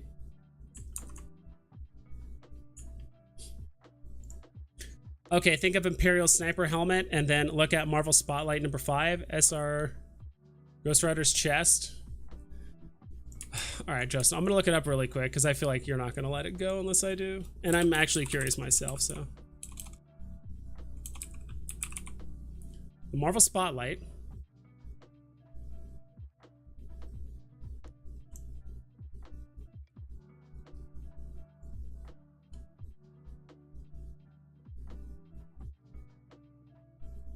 Okay, I can kind of see it. Yeah, like that. That's like the goggles right there, like his pecs, basically.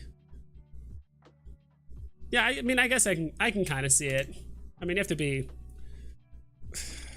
kind of inebriated to see something like that. But I appreciate it.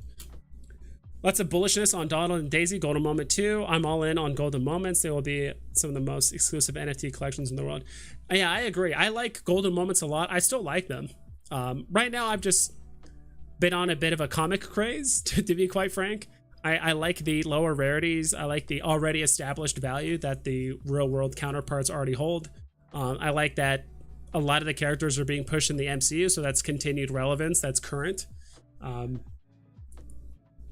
So I do like that a lot. I do like Golden Moments as well. So I like them all. I mean, you literally can't go wrong with any of those. And I think that's one people, that's one thing that I think some people forget, is that there's more than a handful of winners on VEVE. You know, if you're someone that just completely ignores collectibles and Golden Moments and you just go for secret rare comics, or if all you literally do is just stack commons in the most popular comics, like, you can't go wrong, right? As long as you're not stacking, you know, 1,000 Bigfoots or maybe Toby's or something like that. But who knows? Like, if you buy stuff now and you wait long enough, it'll probably end up being profitable. Like, literally anything on the app. Just stopping by for a sec to say happy birthday. I hope you have a good one. Thanks, JP Trez. Ed Gein, top 3 villains. Who the hell is that? Zod, who's the bad guy of Superman, I believe. Ed Gein. Who the hell is that?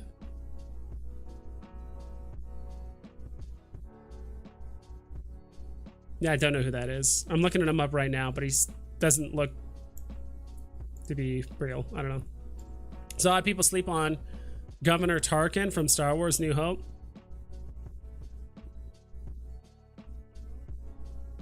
He was bad, yeah. Frieza, yo, vibes. Is it your birthday? Happy birthday, yeah. Frieza, so if we're talking like anime villains,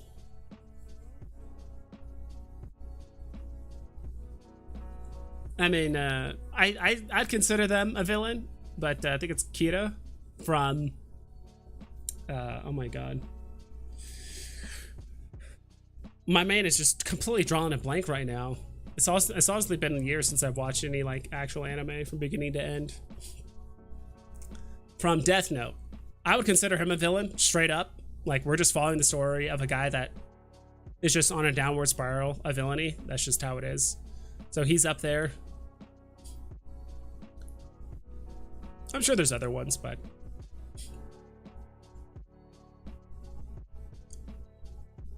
Top villains would include Madara, which I don't know who these characters are.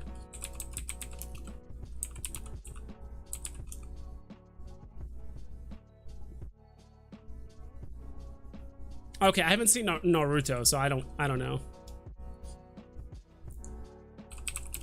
All these anime, so all these like classic animes that I like want to see them. The hard part is like a lot of them have like 400 episodes, and it's like I just can't have the time, even though like a lot of the shows I watch them on, I can speed it up at like ×2 speed. Even watching some of the stuff double speed, it would take me weeks to get through it all, even if I like binge watched on ×2 speed. The regular Captain America didn't sell out either. They burned a lot of them after. Yeah, I heard that.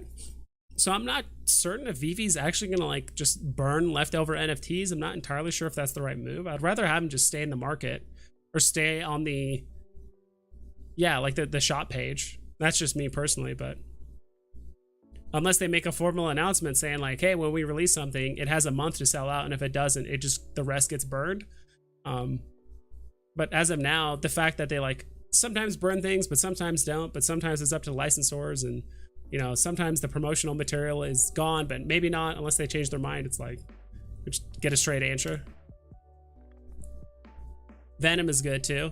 Jason, who's that? Jason, I'm looking up all these guys. Oh, Jason, okay. I don't know his last name. And are the Raptors sold out? I believe so. Evil Dead 2 is the movie. Yeah, Raptors are not sold out either. Really? No way.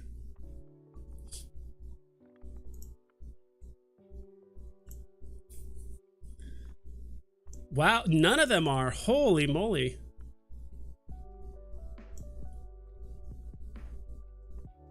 Wow, I did not know this.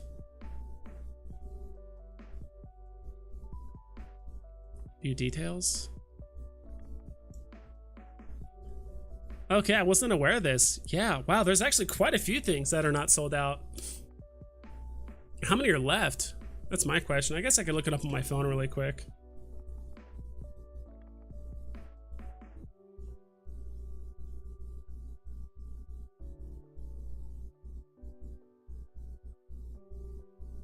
So I'm getting a lot of like happy birthday texts and stuff right now.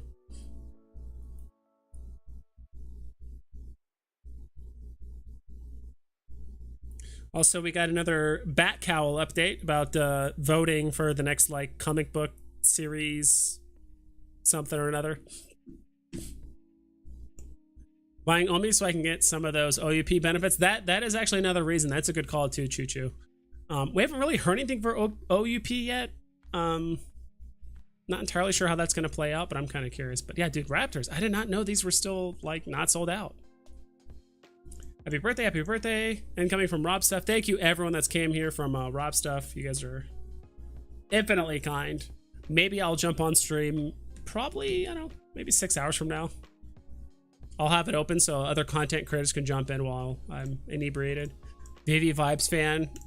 Happy birthday. I love your bald head vibes. Thanks. And this is literally just a picture of me. You were kind of asleep there for a while, Vibes fan.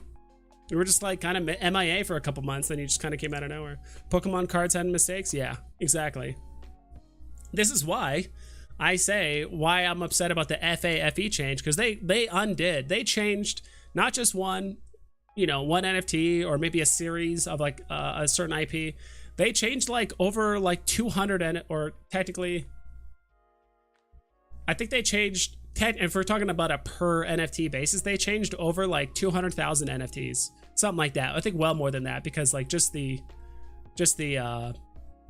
Back to the Future cars alone, because remember there's 50,000 of the commons, and then there's a bunch of others. So it's like they changed like almost 500,000 NFTs just by switching all their tags, and it's just like, why? Just leave them as is. Like, if anything, it's a nice you know, it's something that makes it unique or vintage, or there's like a term for it.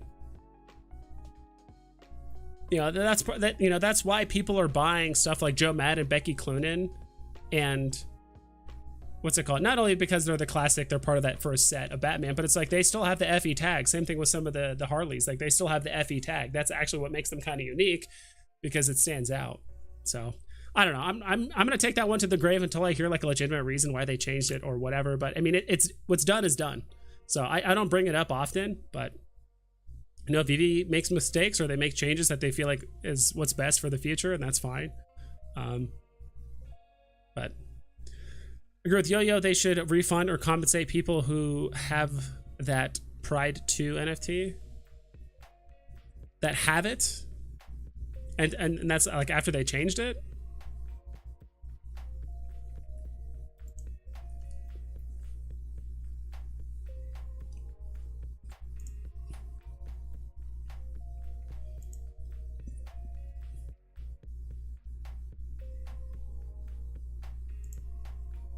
I own 3 Winnie the Poohs. Let's go. Homer and Bart so disrespected though. 320. Yeah, that does seem pretty low for Homer and Bart. I again, just me personally, I do think people put a little bit too much weight on the fact that, oh, it's the first golden moments ever, right? If that was the case, it wouldn't be good. If people truly believe that, and that was a thing that people are gonna pay a premium price for, it wouldn't be at 320.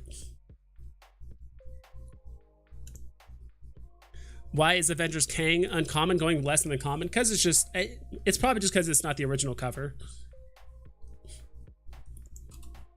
When you if you were to show,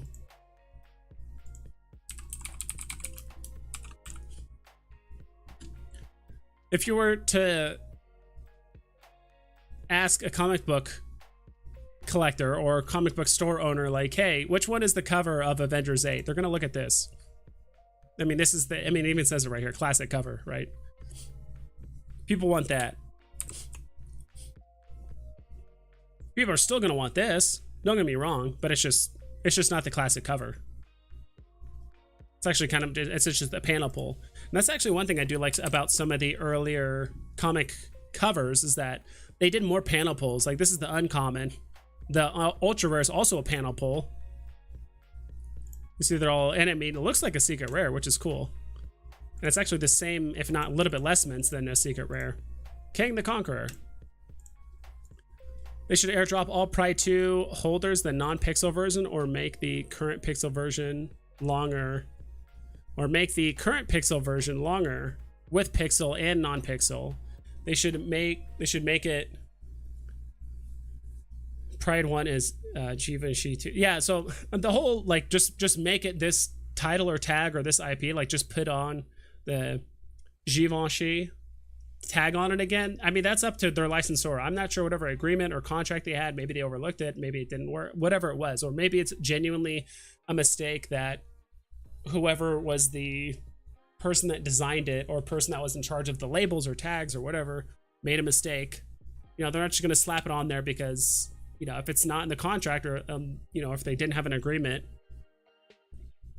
with Givenchy, then like they're just not going to do it. So they don't need to tell us the specifics of why that stuff didn't happen, but you know, at least they let us know, like, look, it was a mistake, or we know whatever happened. So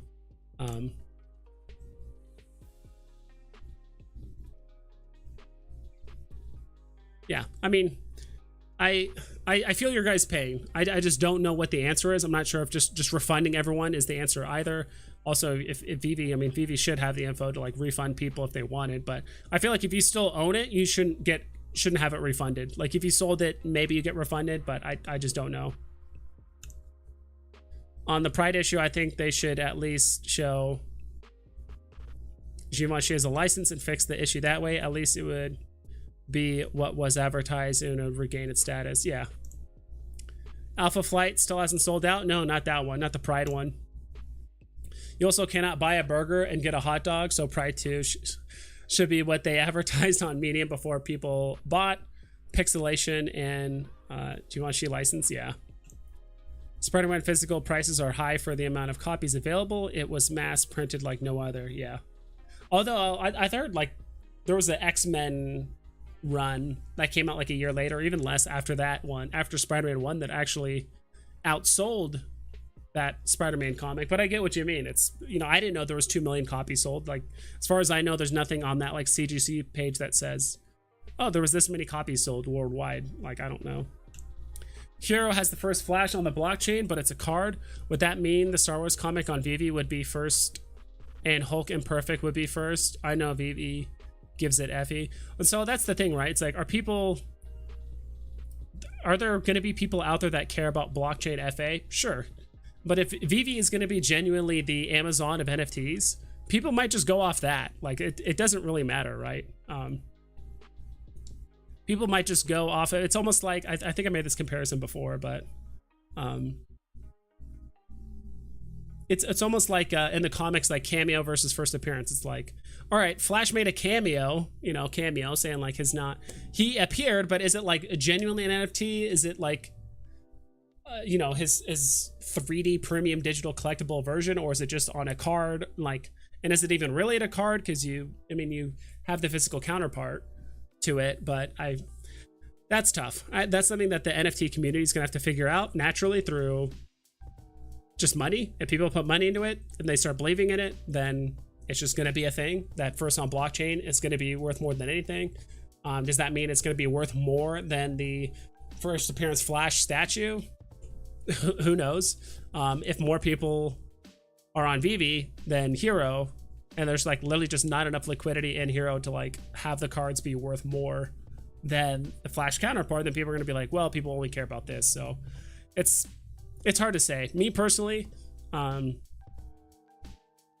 regardless of what happens on the blockchain, I think even if there will be people out there that care about blockchain, but I think there will be people that will just care about more of the tags on VEVE than anything. Like, I don't care if FA Flash is on, you know, blockchain wise is on Hero. Everyone's on VEVE, and VEVE says this is the FA, and that's all that matters. You know, there's going to be people like that too. And people are going to follow that rule of thumb, at least in my opinion. And I do agree, if you're all about literally the first appearance in the sense of, you know, blockchain, it just needs to show a name and an image of the character, and that's it. Like, it just needs to show an image of Thor, because if that's the case, then what? Avengers, what? This comic is like, okay, it's the first appearance of Iron Man, Ant-Man, Wasp, Captain America, and Thor all in the same you know, this is the first appearance of all of them, right? It has them all right here. This is before all their collectibles were released, so I believe. Maybe not. Maybe the comics came later, but you guys know what I mean. Like, it just doesn't make sense. Once the mainstream Disney collectors enter, Poon, Bart, Simpson, FA will fly. Yeah, I agree with Pooh. I'm just not sure about Homer and Bart. At least me personally, when I think of Disney, I don't think of The Simpsons. And plus, wasn't that like recently acquired? The Simpsons? Like, it's not like, how long has Disney been owning Simpsons for?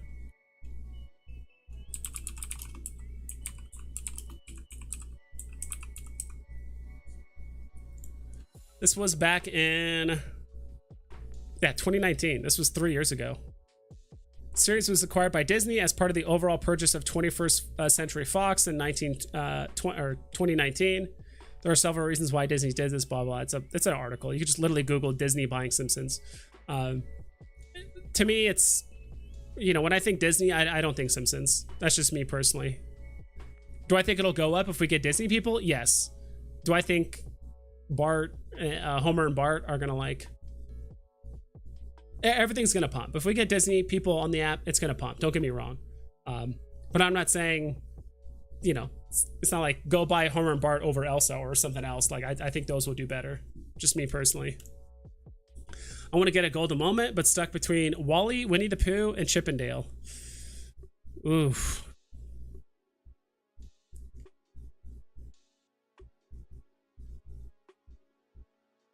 Those are all pretty good. If I go here and I type in golden moments, kind of curious if it'll show them all. Let's go. All right.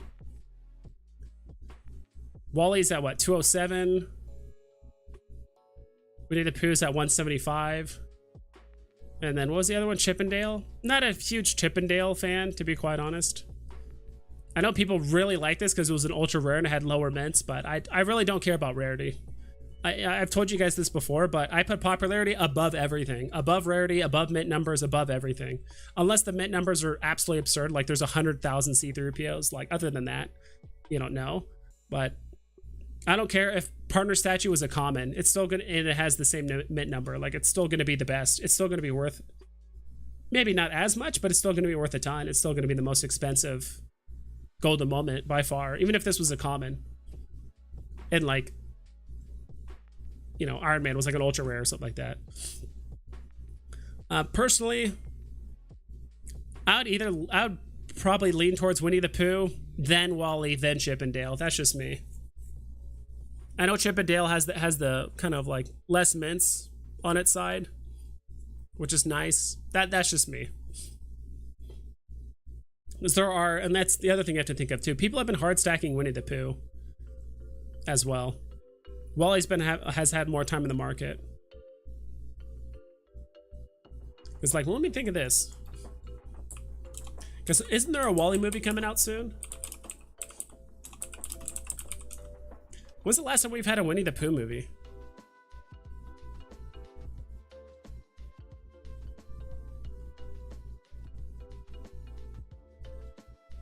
$2011? 2018? Christopher Robin? I don't know.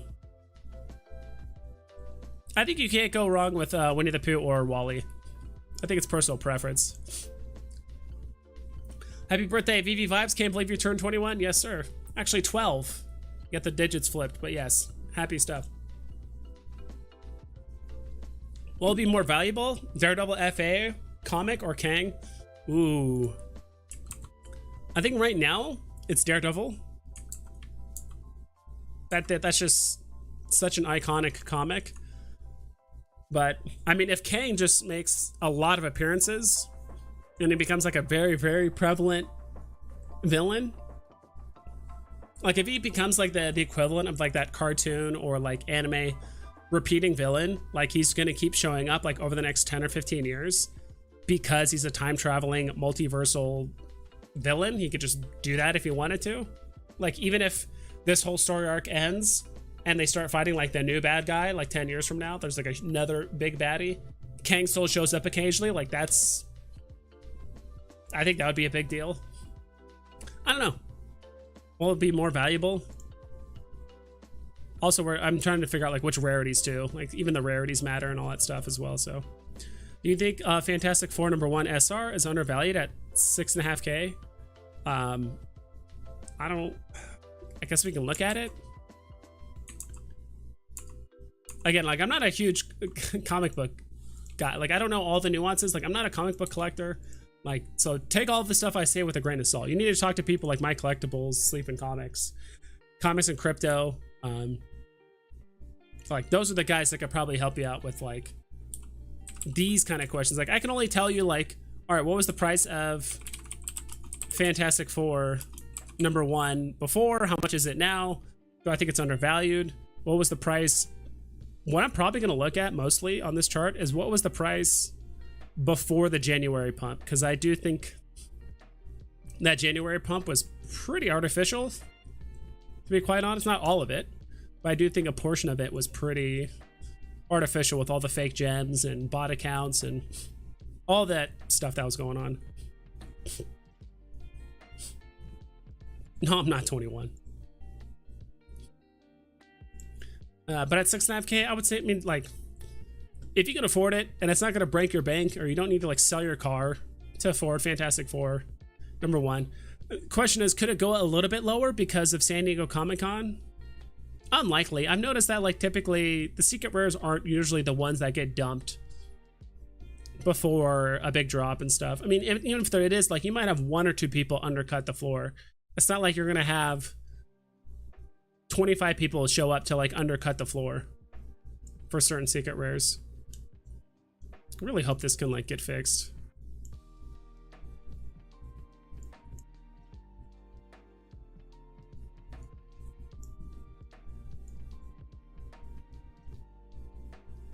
There it is. I mean, the fact that this thing was touching above 9K, like well before the January-December pump, this thing touched 9K, what, 1, 2, 3, 4 times, almost 10K, the 4th time. It going for 6K, I mean, it was actually going for 5 not too long ago. I think it could maybe push down to 5K again, potentially, if we get closer to San Diego Comic-Con. It could. Not entirely sure. I mean, those listings are pretty damn high. There's how many right now? 32 compared to the all-time low of 11 or 12.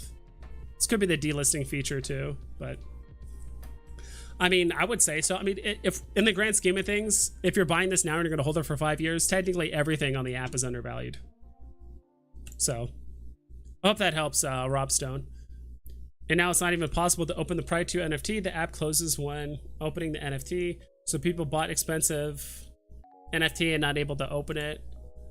Yeah, I mean, I can only imagine that's frustrating, dude. But I mean, me personally, I don't buy my NFTs to just open them in the vault. I mean, VEVE, that's something they're going to fix eventually. So, do you watch The Boys? Yes, I'm actually fully caught up with The Boys. To be honest, I binge watched that. I binge watched the entire first and second season in like 3 days, and then I watched the third season, which I know there's still one episode left. So I'm waiting on that. But yeah, I binge watched that in like a day too. I watch it on a website that I'm able to watch it at like 1.5 speed because it's honestly hard to like watch shows at normal speed, and especially if I'm like, all right, I want to get caught up, or if I'm trying to start a new show, it's like, all right, I really don't want to spend 40 hours watching the show. If I can narrow it down to like 20 or 30 hours, that's not nearly as bad.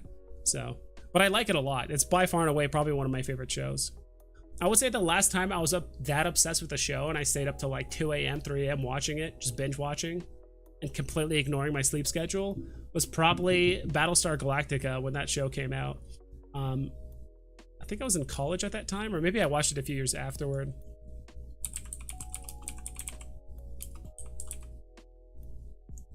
So that show came out in 2004, but I didn't start watching it until 2000, I think 9 or 10. I think 2010. No, I think it was 2000. Yeah, I think it was like 2010 or 11. That's when I was in, I think, junior or senior college. And I was just binge watching it like no other, so much. So I mean, I watched it like a full 6 years later than when it came out. But like, I would have football practice in the morning but I would actually have weights. I would have to wake up early to go weight lift at 6:30 a.m. and I would be up till like 2 a.m. like watching the show. And I'm like, dude, I need to go to bed because I have to wake up in 4 hours to go lift weight heavy enough to like have my eyes pop out of my head. So I did that for a couple weeks. But yeah. Yo, the issue is people saw the non-pixel version after drop and liked it, bought it on the marketplace expensive from bots, but then VEVE made it pixel version without the Givenchy. Yeah, I get it, dude. I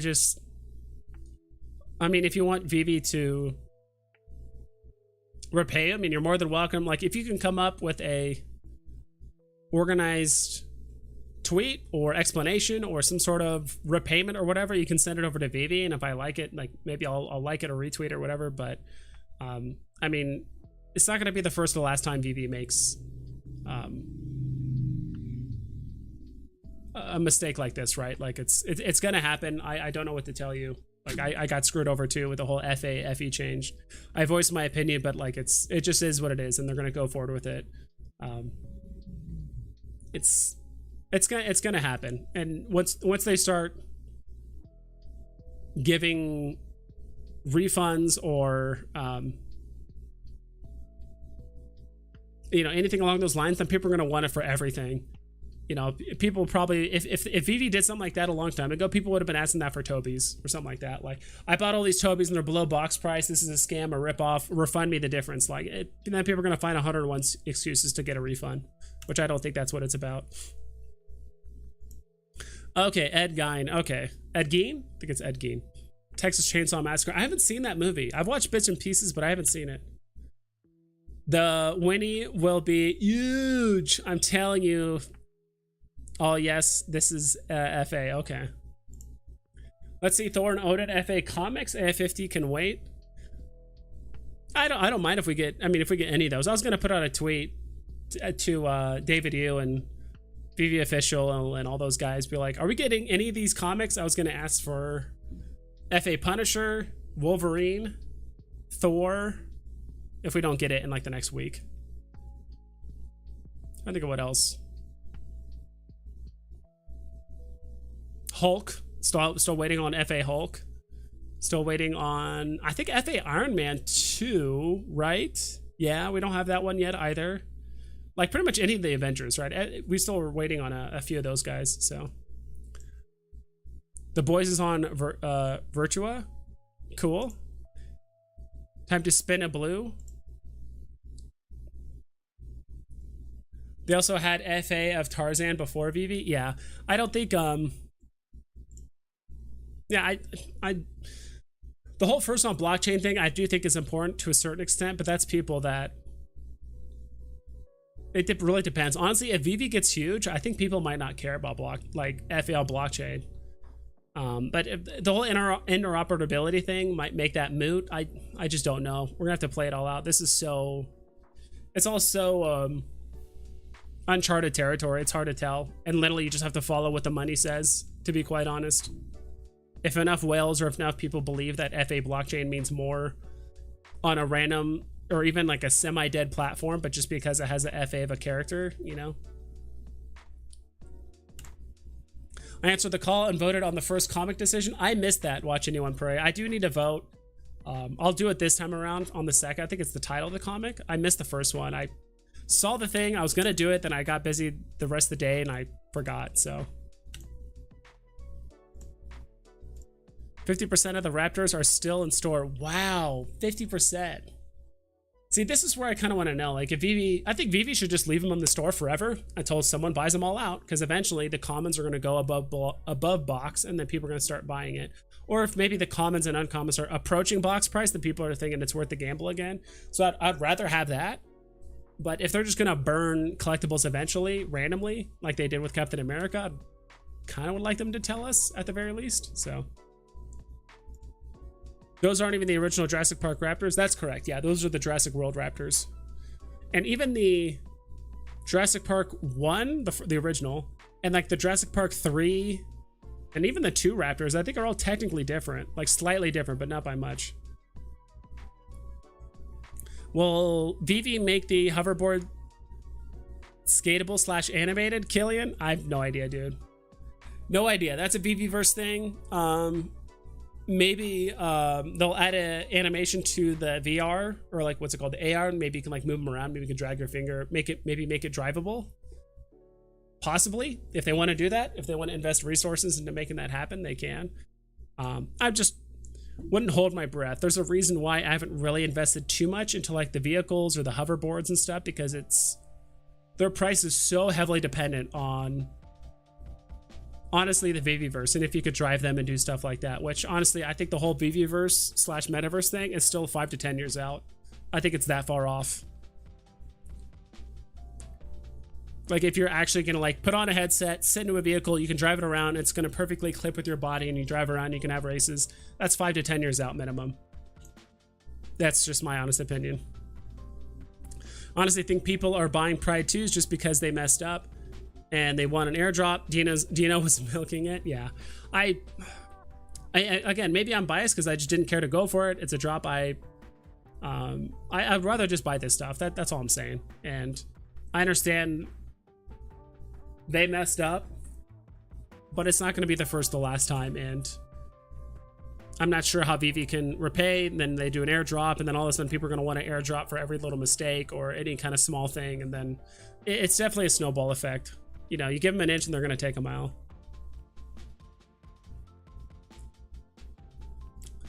Vibes, what website should I pay for? Cherry Charts or Ecomi Wiki or other? So I'm not too familiar with Cherry Charts.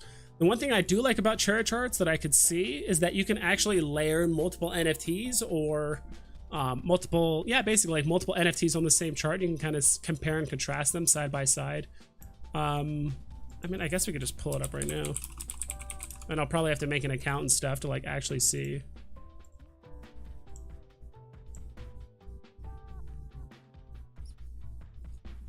They got the slabs, which is cool as well.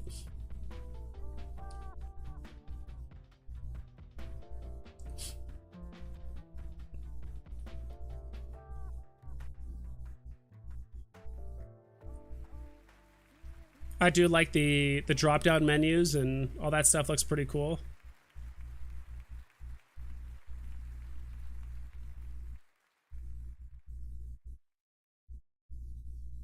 It's definitely not as flashy or aesthetically pleasing as Ecomi Wiki, but I just like the simplicity of it. And they're just kind of given all the raw data that you need. And then this is what I mean. You can layer multiple NFTs on top of each other, so you can kind of like look at all of them at the same time, which is pretty cool.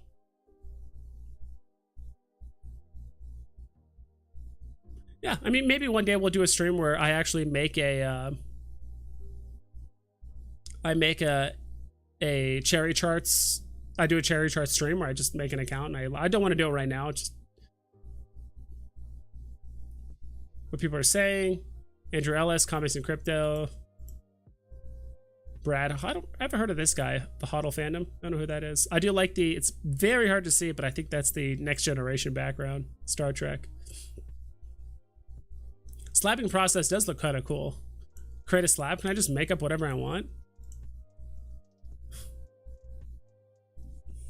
So I can just make up whatever I want. Whoops.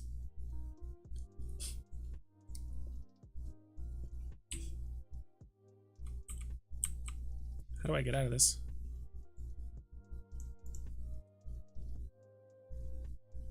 Just do this. Marvel Spider-Man. Secret Rare.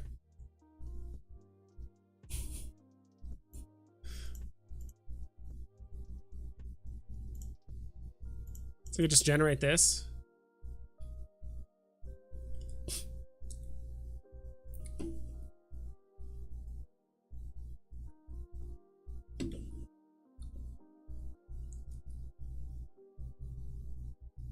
Oh, that's kind of cool.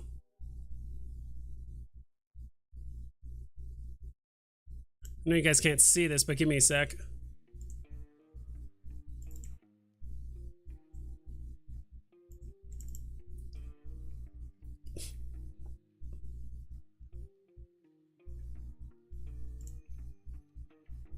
Is it this one? Yeah, there we go. It's kind of cool. Top, it's a #1. Amazing Spider-Man #1. Top 0%. Secret Rare. VEVE vibes. That's kind of cool. I mean, I guess you could just kind of just make up whatever you want, but it's very cool looking. I will give it that. Slabbing process does look cool. And I will be honest, I do think, as much as a lot of people, including myself, I mean, I was kind of against, like, not necessarily against it, but I definitely had feedback for the, for kind of like the slabbing process and what's important, and not giving a basically CGC number next to it, like a 9.8, 9.2, whatever. So, I mean, they took the feedback, they applied it really well. I think it's cool they put, you know, top 0.4% for, you know, certain mint numbers and stuff. I think that's really cool. So, yeah. Nothing against cherry charts, I just haven't used it. I mean, I think there's benefits of cherry charts that I like that you can't do on ECOMI Wiki or My NFT Tracker. There's things I like about NFT Tracker that you can't do on the other platforms. So it's kind of just like whichever one works best for you, dude. Me personally, I just like using ECOMI Wiki because it's, again, I like aesthetically how it looks. The charts used to be much, much easier to use. More recently, there was like an update, which you guys can tell sometimes it gets laggy, and it's really hard to like look at the full chart. So Givenchy was never the license. It is licensed by Collective Rewind and commissioned by Givenchy, just like the first one. Nothing has changed but the wording on the app. Go to Givenchy's website. So that's good to know. See, I didn't know all that stuff. And again, it's, you know, whether VEVE did it, put it up on accident or whatever, but Flash and Superman is good valued. FA of a well-known DC hero, and you get the most iconic DC Superman bundled in. Second appearance, in fact. Is that right? That is true. I don't think anyone cares about second appearance, but that is true. This is second appearance. Trevor is speaking about the Pride thing on Spaces. I'm listening in the background. Okay, cool. Yeah, let us know if he says something interesting. Let me know. Just bought a mispriced Rizzo for 519 gems. What? No way. Did they mean to put it up for 5 grand? They had to.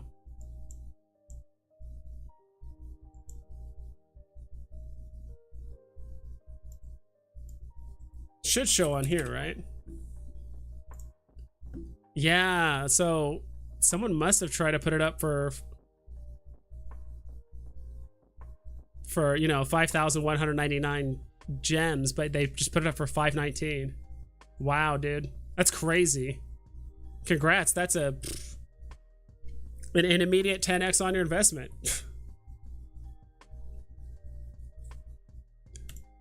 The low mints on the Thor Mighties are going to make them soar eventually.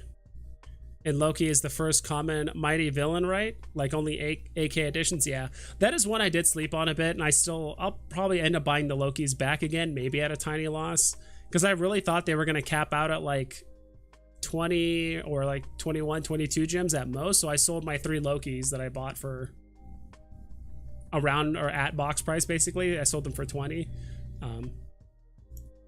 Because I thought I could just really just buy back in when they hit like 13 again or something. But Ken K, if you're in here, DM me. What are the chances of Thomas the Tank Engine NFTs? I don't know. It's funny because I think my brother used to have a big Thomas the Tank Engine like sticker or like poster like in his living room, because yeah, he was into that. And I don't know, it's definitely not something I care to put money in. But poo.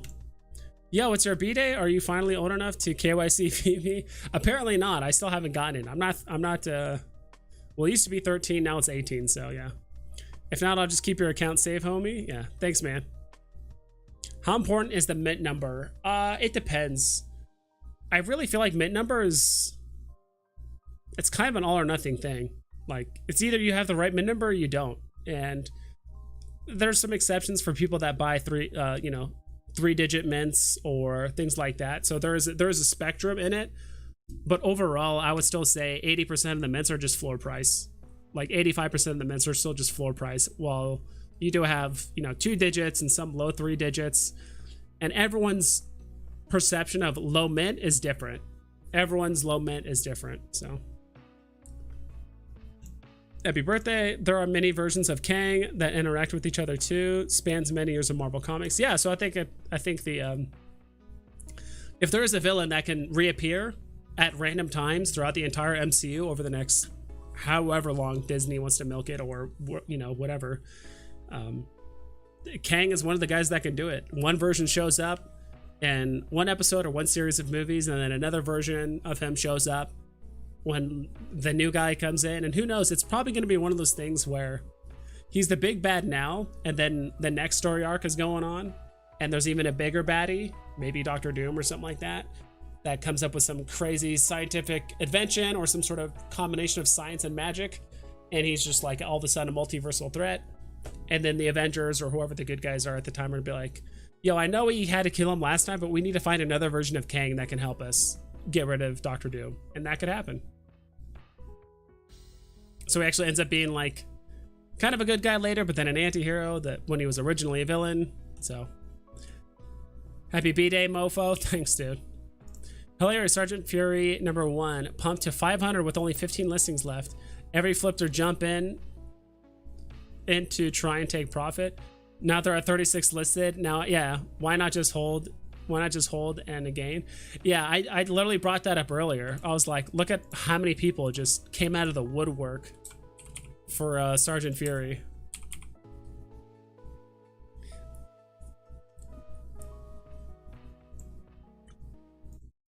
In case you guys were wondering, that last song was called Marshmallow Pie. I just wasn't feeling it, so I skipped it. I will be getting off here, guys, in like probably 10 or 15 minutes. Do have some things to do. But I might stream again later today. That's why I put part 1 question mark in the title of the stream, because I might stream again later today. I'll probably do on StreamYard, so I can have people, if they want to jump on. My collectibles drop stuff, Dino, any other content creators that want to hop on and just have fun. Doesn't even have to be about my birthday. I just want to hang out with my friends. But yeah, so if we look here at the Sergeant Fury, yeah, now it's at 380. But yeah, we literally talked about the same one. I'm like, someone came in and actually bought, probably because the listings were at 26 at the time. So someone actually came in and bought like 5. Bought 5 of the comics. So it actually went up about, I don't know, like 15, 20 gems, 30 gems. And then someone bought an additional, I think like 5. Then it ran up a full 100 gems to 450 or 430, now up to 470. And immediately people, right when it hit this price, you guys can see it, second it hit 433, people started listing like mad. And there are people that do that. Honestly, I'm this type of person too. Like, I just leave my stuff unlisted so the floors are thinner, and the price runs up quicker. And so if it is an NFT I'm just trying to get rid of, quite frankly, I will floor it. So I will do something similar like this, but it's not like I'm hard stacking these. And honestly, secret rare comics are not something, especially something like Sergeant Fury, it's not something I'm flooring anytime soon. So, but with other like random comics or collectibles I'm not keen on the idea of, I just get rid of it. Hi, happy birthday. Journey to Mystery 83. HB, happy birthday, yes. Yeah, Gem 83, first appearance of Thor would be awesome. So much I want to talk to the manager energy around Pride 2, hilarious. Yeah, it sucks, don't get me wrong. But I don't know, if you're buying, it sucks. I don't know what else to say. Altcoins daily latest is jokes. Okay. It would be awesome if VEVE comes out with X-Men #1 or Giant X-Men during San Diego Comic-Con. Yeah. I'll be there, Vibes, yeah. Steve T, hey, Vibes. VEVE still needs to fix the issue of foreign exchange. I live in Europe. I pay a lot more than you guys in the US. That's a big inequality in price. Yeah, you and the Canadians, right? You're not the only ones. I think Canadians are probably still dealing with an exchange or whatever. I don't know. I would address it with VEVE. I'm not sure if they said that they would fix it, or because now you're able to go through the web app. Now it could be cheaper. I have no idea what the actual exchange thing is, or if they're planning on fixing it, or whatever the deal is. You have to take it up with VEVE. I genuinely don't know. But I know Canada is also paying a pretty big premium too, living up there compared to the US. So.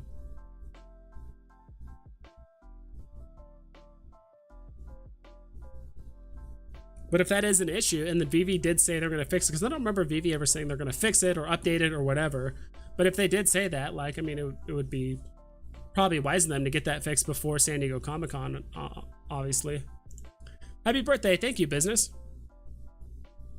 Hinanu, thank you so much, dude, for the birthday vibes. And I saw you, dude. I saw you on Twitter. You posted a tweet. I think it was you and your daughter. You guys were like hanging out on the beach or something like that. That seemed really awesome. And I remember commenting. So, happy birthday! Thank you guys so much. I'll be streaming again a little bit later today. And it's nothing special. We're just gonna hang out. Maybe hopefully I'll be a little bit drunk, so it'll be entertaining for you guys. I know some people are really hoping for like what's today? Tuesday? It's not a Thirsty Thursday, but Turned Up Tuesday. We'll call it that. Turn Up Tuesday. And I wish, again, like, dude, if we had transfers up, I would be doing giveaways. I'm sure you guys would, there's probably a handful of people that would give away comics, and then I would give away some comics too, and it would be fun. It would have been fun, because I like to hang out with my friends and give away stuff, but it is what it is. How do you fix exchange rates? I just don't know. I mean, the exchange rates are the way they are, right? But if there was some sort of like weird extra fee applied because of Apple, because of everything on Apple and the Google store, and now that's basically been undone through the web app, then sure, but can't really like fix like the exchange, right? That's what I was kind of thinking. Canadian here, web app is 25% cheaper. Okay. I'm in Europe and I had to set up a US dollar account to avoid bank charges for cash out.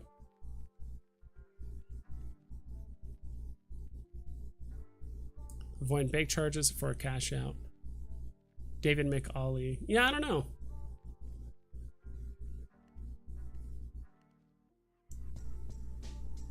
Cheaper than App Store. Yeah, I assume so. So, like I said, if VEVE said that they were going to help fix rates or maybe remove fees or make it cheaper on the web app for places like in Europe, then sure.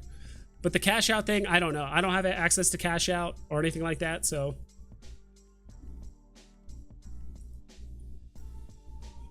Planet Profit, what's up, dude? Happy birthday, old man. You old coot. Yeah, as a Canadian, I will only buy through the web app now. Yeah. I think they're going to try to do Secret Wars and have every single actor from previous movies, including non-MCU Marvel ones. Even the upcoming season of 90s X-Men on Disney Plus could be connected. I think so, too. I've always liked that. That's the X-Men I grew up with. Though I did like the... I'm going to show you guys something interesting. I don't know if you guys knew this. A lot of people did not know this. I'm sure my collectibles know this. A lot of you X-Men fans really know this one, but at no FOMO, you're using Apple or Android? Yeah, that could be it. I got access to cash out today. Nice. Let's close this. Don't need that anymore. Don't need that anymore.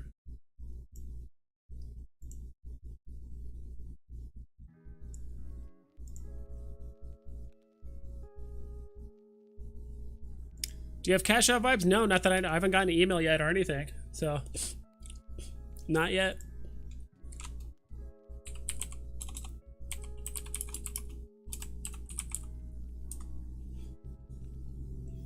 So if you guys didn't know this, there was a...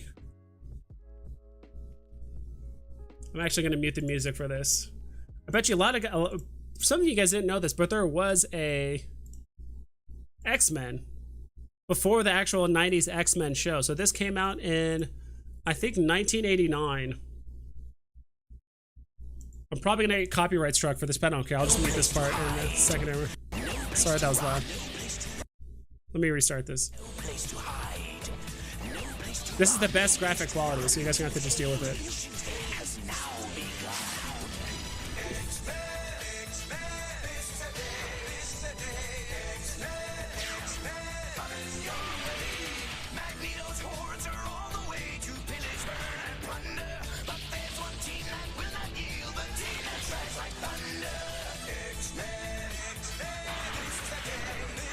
Dude, I actually, in a weird way, I actually like the artistic style of this a little bit more than actually the 90s. This, you can actually watch the whole YouTube, you can actually watch the whole episode on YouTube. It's literally, it aired for one episode, so literally one season, one episode, and then they had to take it off because I don't know if the sales didn't do well enough or there was a licensing issue or whatever. But that was it. So this is actually the like classic Wolverine where he's like orange and yellow or whatever. And he also had like a really weird like Cockney like accent as well. Like he didn't sound Canadian or like gruff at all. Like it was just kind of silly. But you can watch, yeah, the full episode's right here. It's 23 minutes long. He's so cool. X-Men. Yeah, dude, it's a very catchy intro too. But they made a whole arcade game about it. So apparently Konami, which some of you guys might know, the company, they made an arcade game based on this cartoon, and they only had one episode to work with. I think they literally only worked with the trailer. They didn't even see the episode yet, but they made this whole arcade game about it. And I remember me and my brothers playing it a ton. And yeah, so there was actually X-Men before like the 90s X-Men, before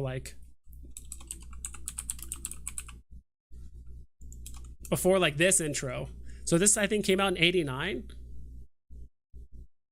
And then, you know, this classic intro came out later. Previously on X-Men.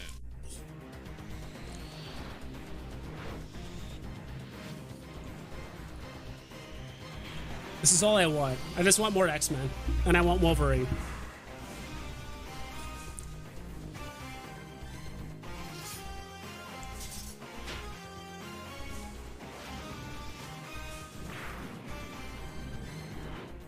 Oh, that was your wife. Okay, good for you, Hinanu.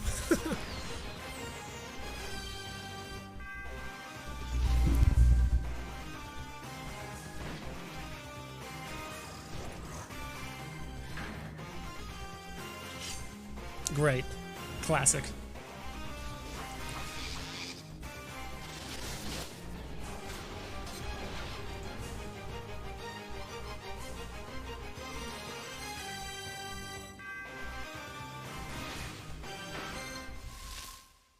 Agreed, my collectibles. That earlier X-Men did. Okay, we'll watch the Japanese version. There's actually a Japanese X-Men intro. Is way better than the US version. We'll watch the Japanese one just for you guys. Is there a better? Nope. This is as good as it gets.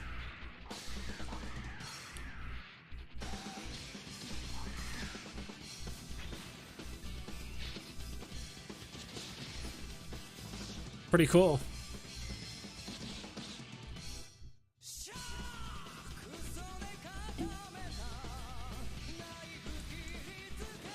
Cable. Gambit.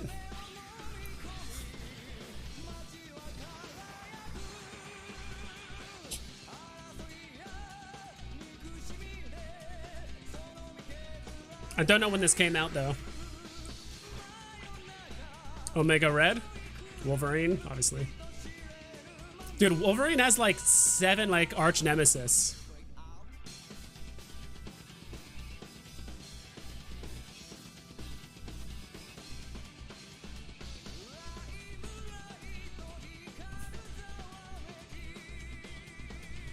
Yeah, that was Jubilee in the yellow coat earlier, and then there's Rogue, and then Storm, obviously, and then Jean Grey, and then Cyclops.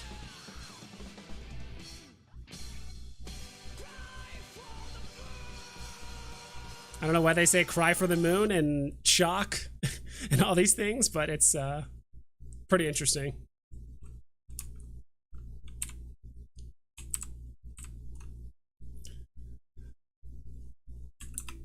Yes, sir. Glad I could share that with you guys. First episode, first appearance of Jubilee. Yeah, in the original, or like the 90s X-Men. That was Jubilee in the yellow coat. Yeah, there was Jubilee. Oh, I want Beast NFT so bad. Yeah. I played that arcade game with my friends a few months ago. Pretty fun. Beat 'em up. Yeah. I love the X-Men. It's what made me love comics. I'm back. Nice. How to brain. I dig it. Yeah, dude, I just want more X-Men. We still need a lot of those characters. Gambit FA comic will be awesome on VEVE. Yeah. I heard what's his name? Oh gosh. There's supposed to be like a Gambit like movie coming out. They said I know a lot of people want, God, what's his name? There's a certain actor that like a lot of people want him to play. I think I remember the actor's name. Give me a sec.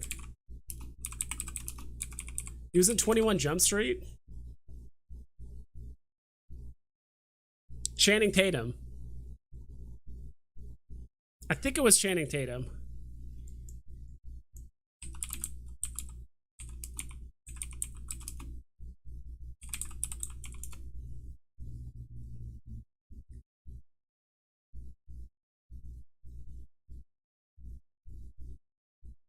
Yeah, I think it was Channing Tatum. A lot of people said they wanted Channing Tatum to play Gambit because, I mean, he can grow his hair out and stuff, of course.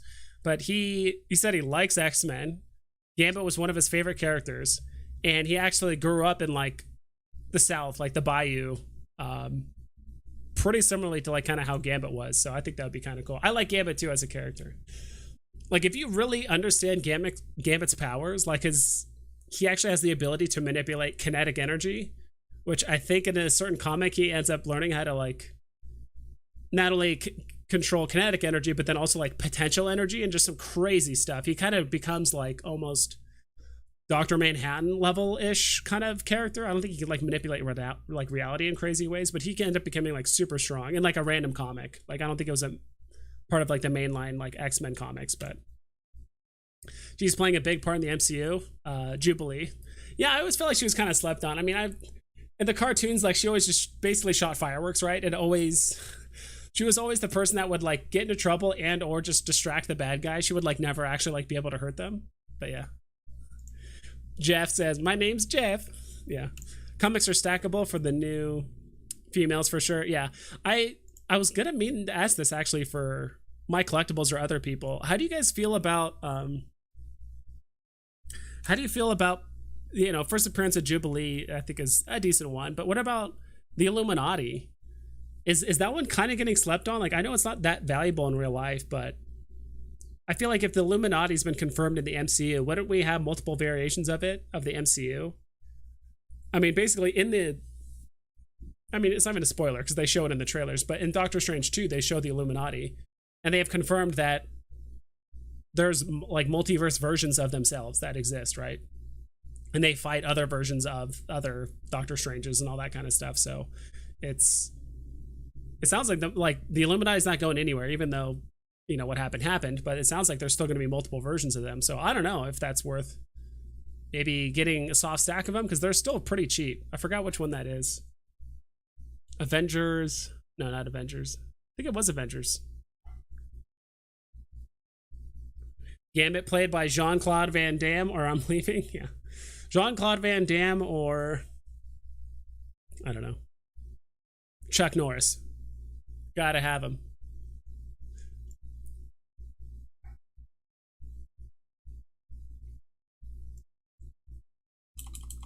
So I'm gonna put the music back on.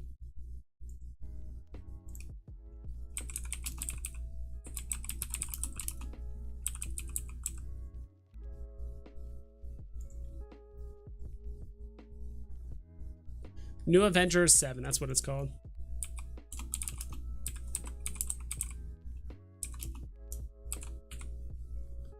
Yeah, this is it. I mean, like, the rare is going for box. The uncommon is 2 and the common is going for 224. So first appearance of the Illuminati. The mysteries and tragedies of the century. And century, I'm trying to remember, it's been a while since I've seen, like, really read up on the Sentry, but I know he's super powerful, kind of almost Superman-esque in Marvel. So maybe it's, I mean, obviously it's a different story, but I mean, it's the Illuminati. It depends. Gambit play by Jean, yeah. They come out with Wolverine 5 rarity, like Black Panther. Will you sell your UR Vader for it? No, I wouldn't do that. Okay, I like Wolverine, but I'm not crazy enough to sell my UR, my only UR Vader for Wolverine. Like, I like Wolverine, but I'm not liquidating half of my vault or my, you know, my other best piece to get another best piece. That's how you end up just losing, in my opinion.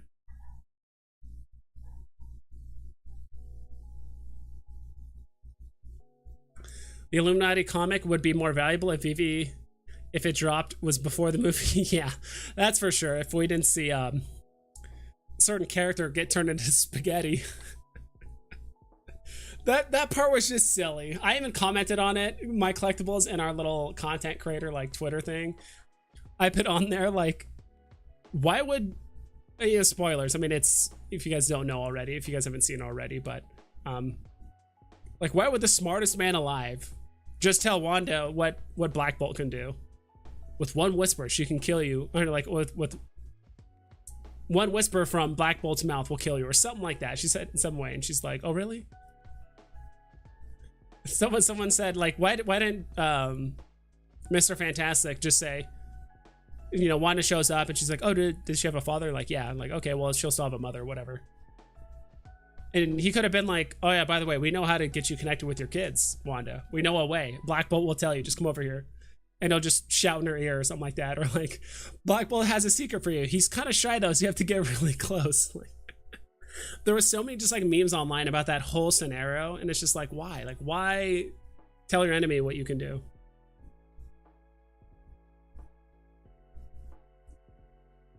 It's just silly. But I get it. And honestly, like, Mr. Fantastic is, I think he's like legitimately the smartest man in the MCU. He's one of the smartest, if not the smartest, like, actual human in the MCU, or not MCU, but just in Marvel Comics. He's actually come up with like a lot of weapons and tools to like disarm even intergalactic like villains and stuff like that, like multi-dimensional villains and stuff. I mean, you even saw him, right? When he gets introduced, he comes in with a teleporter. Like, he comes in teleporting in. Why not just teleport out? Like, you know you can't fight her head on, so why just like reach out and try and grab her, and then you get turned into you know, Laffy Taffy. And it's like, why? Just, I don't know. It's a bit silly. I understand, you know, they want it to be dramatic and all that stuff, but I think we might get FA She-Hulk comic next month because of the series releasing. That could be true too. I would get some of her. I mean, I'm not going to hard stack it, but I might grab a few of those. Gotta have that French accent. That's true. You gotta have it as Gambit.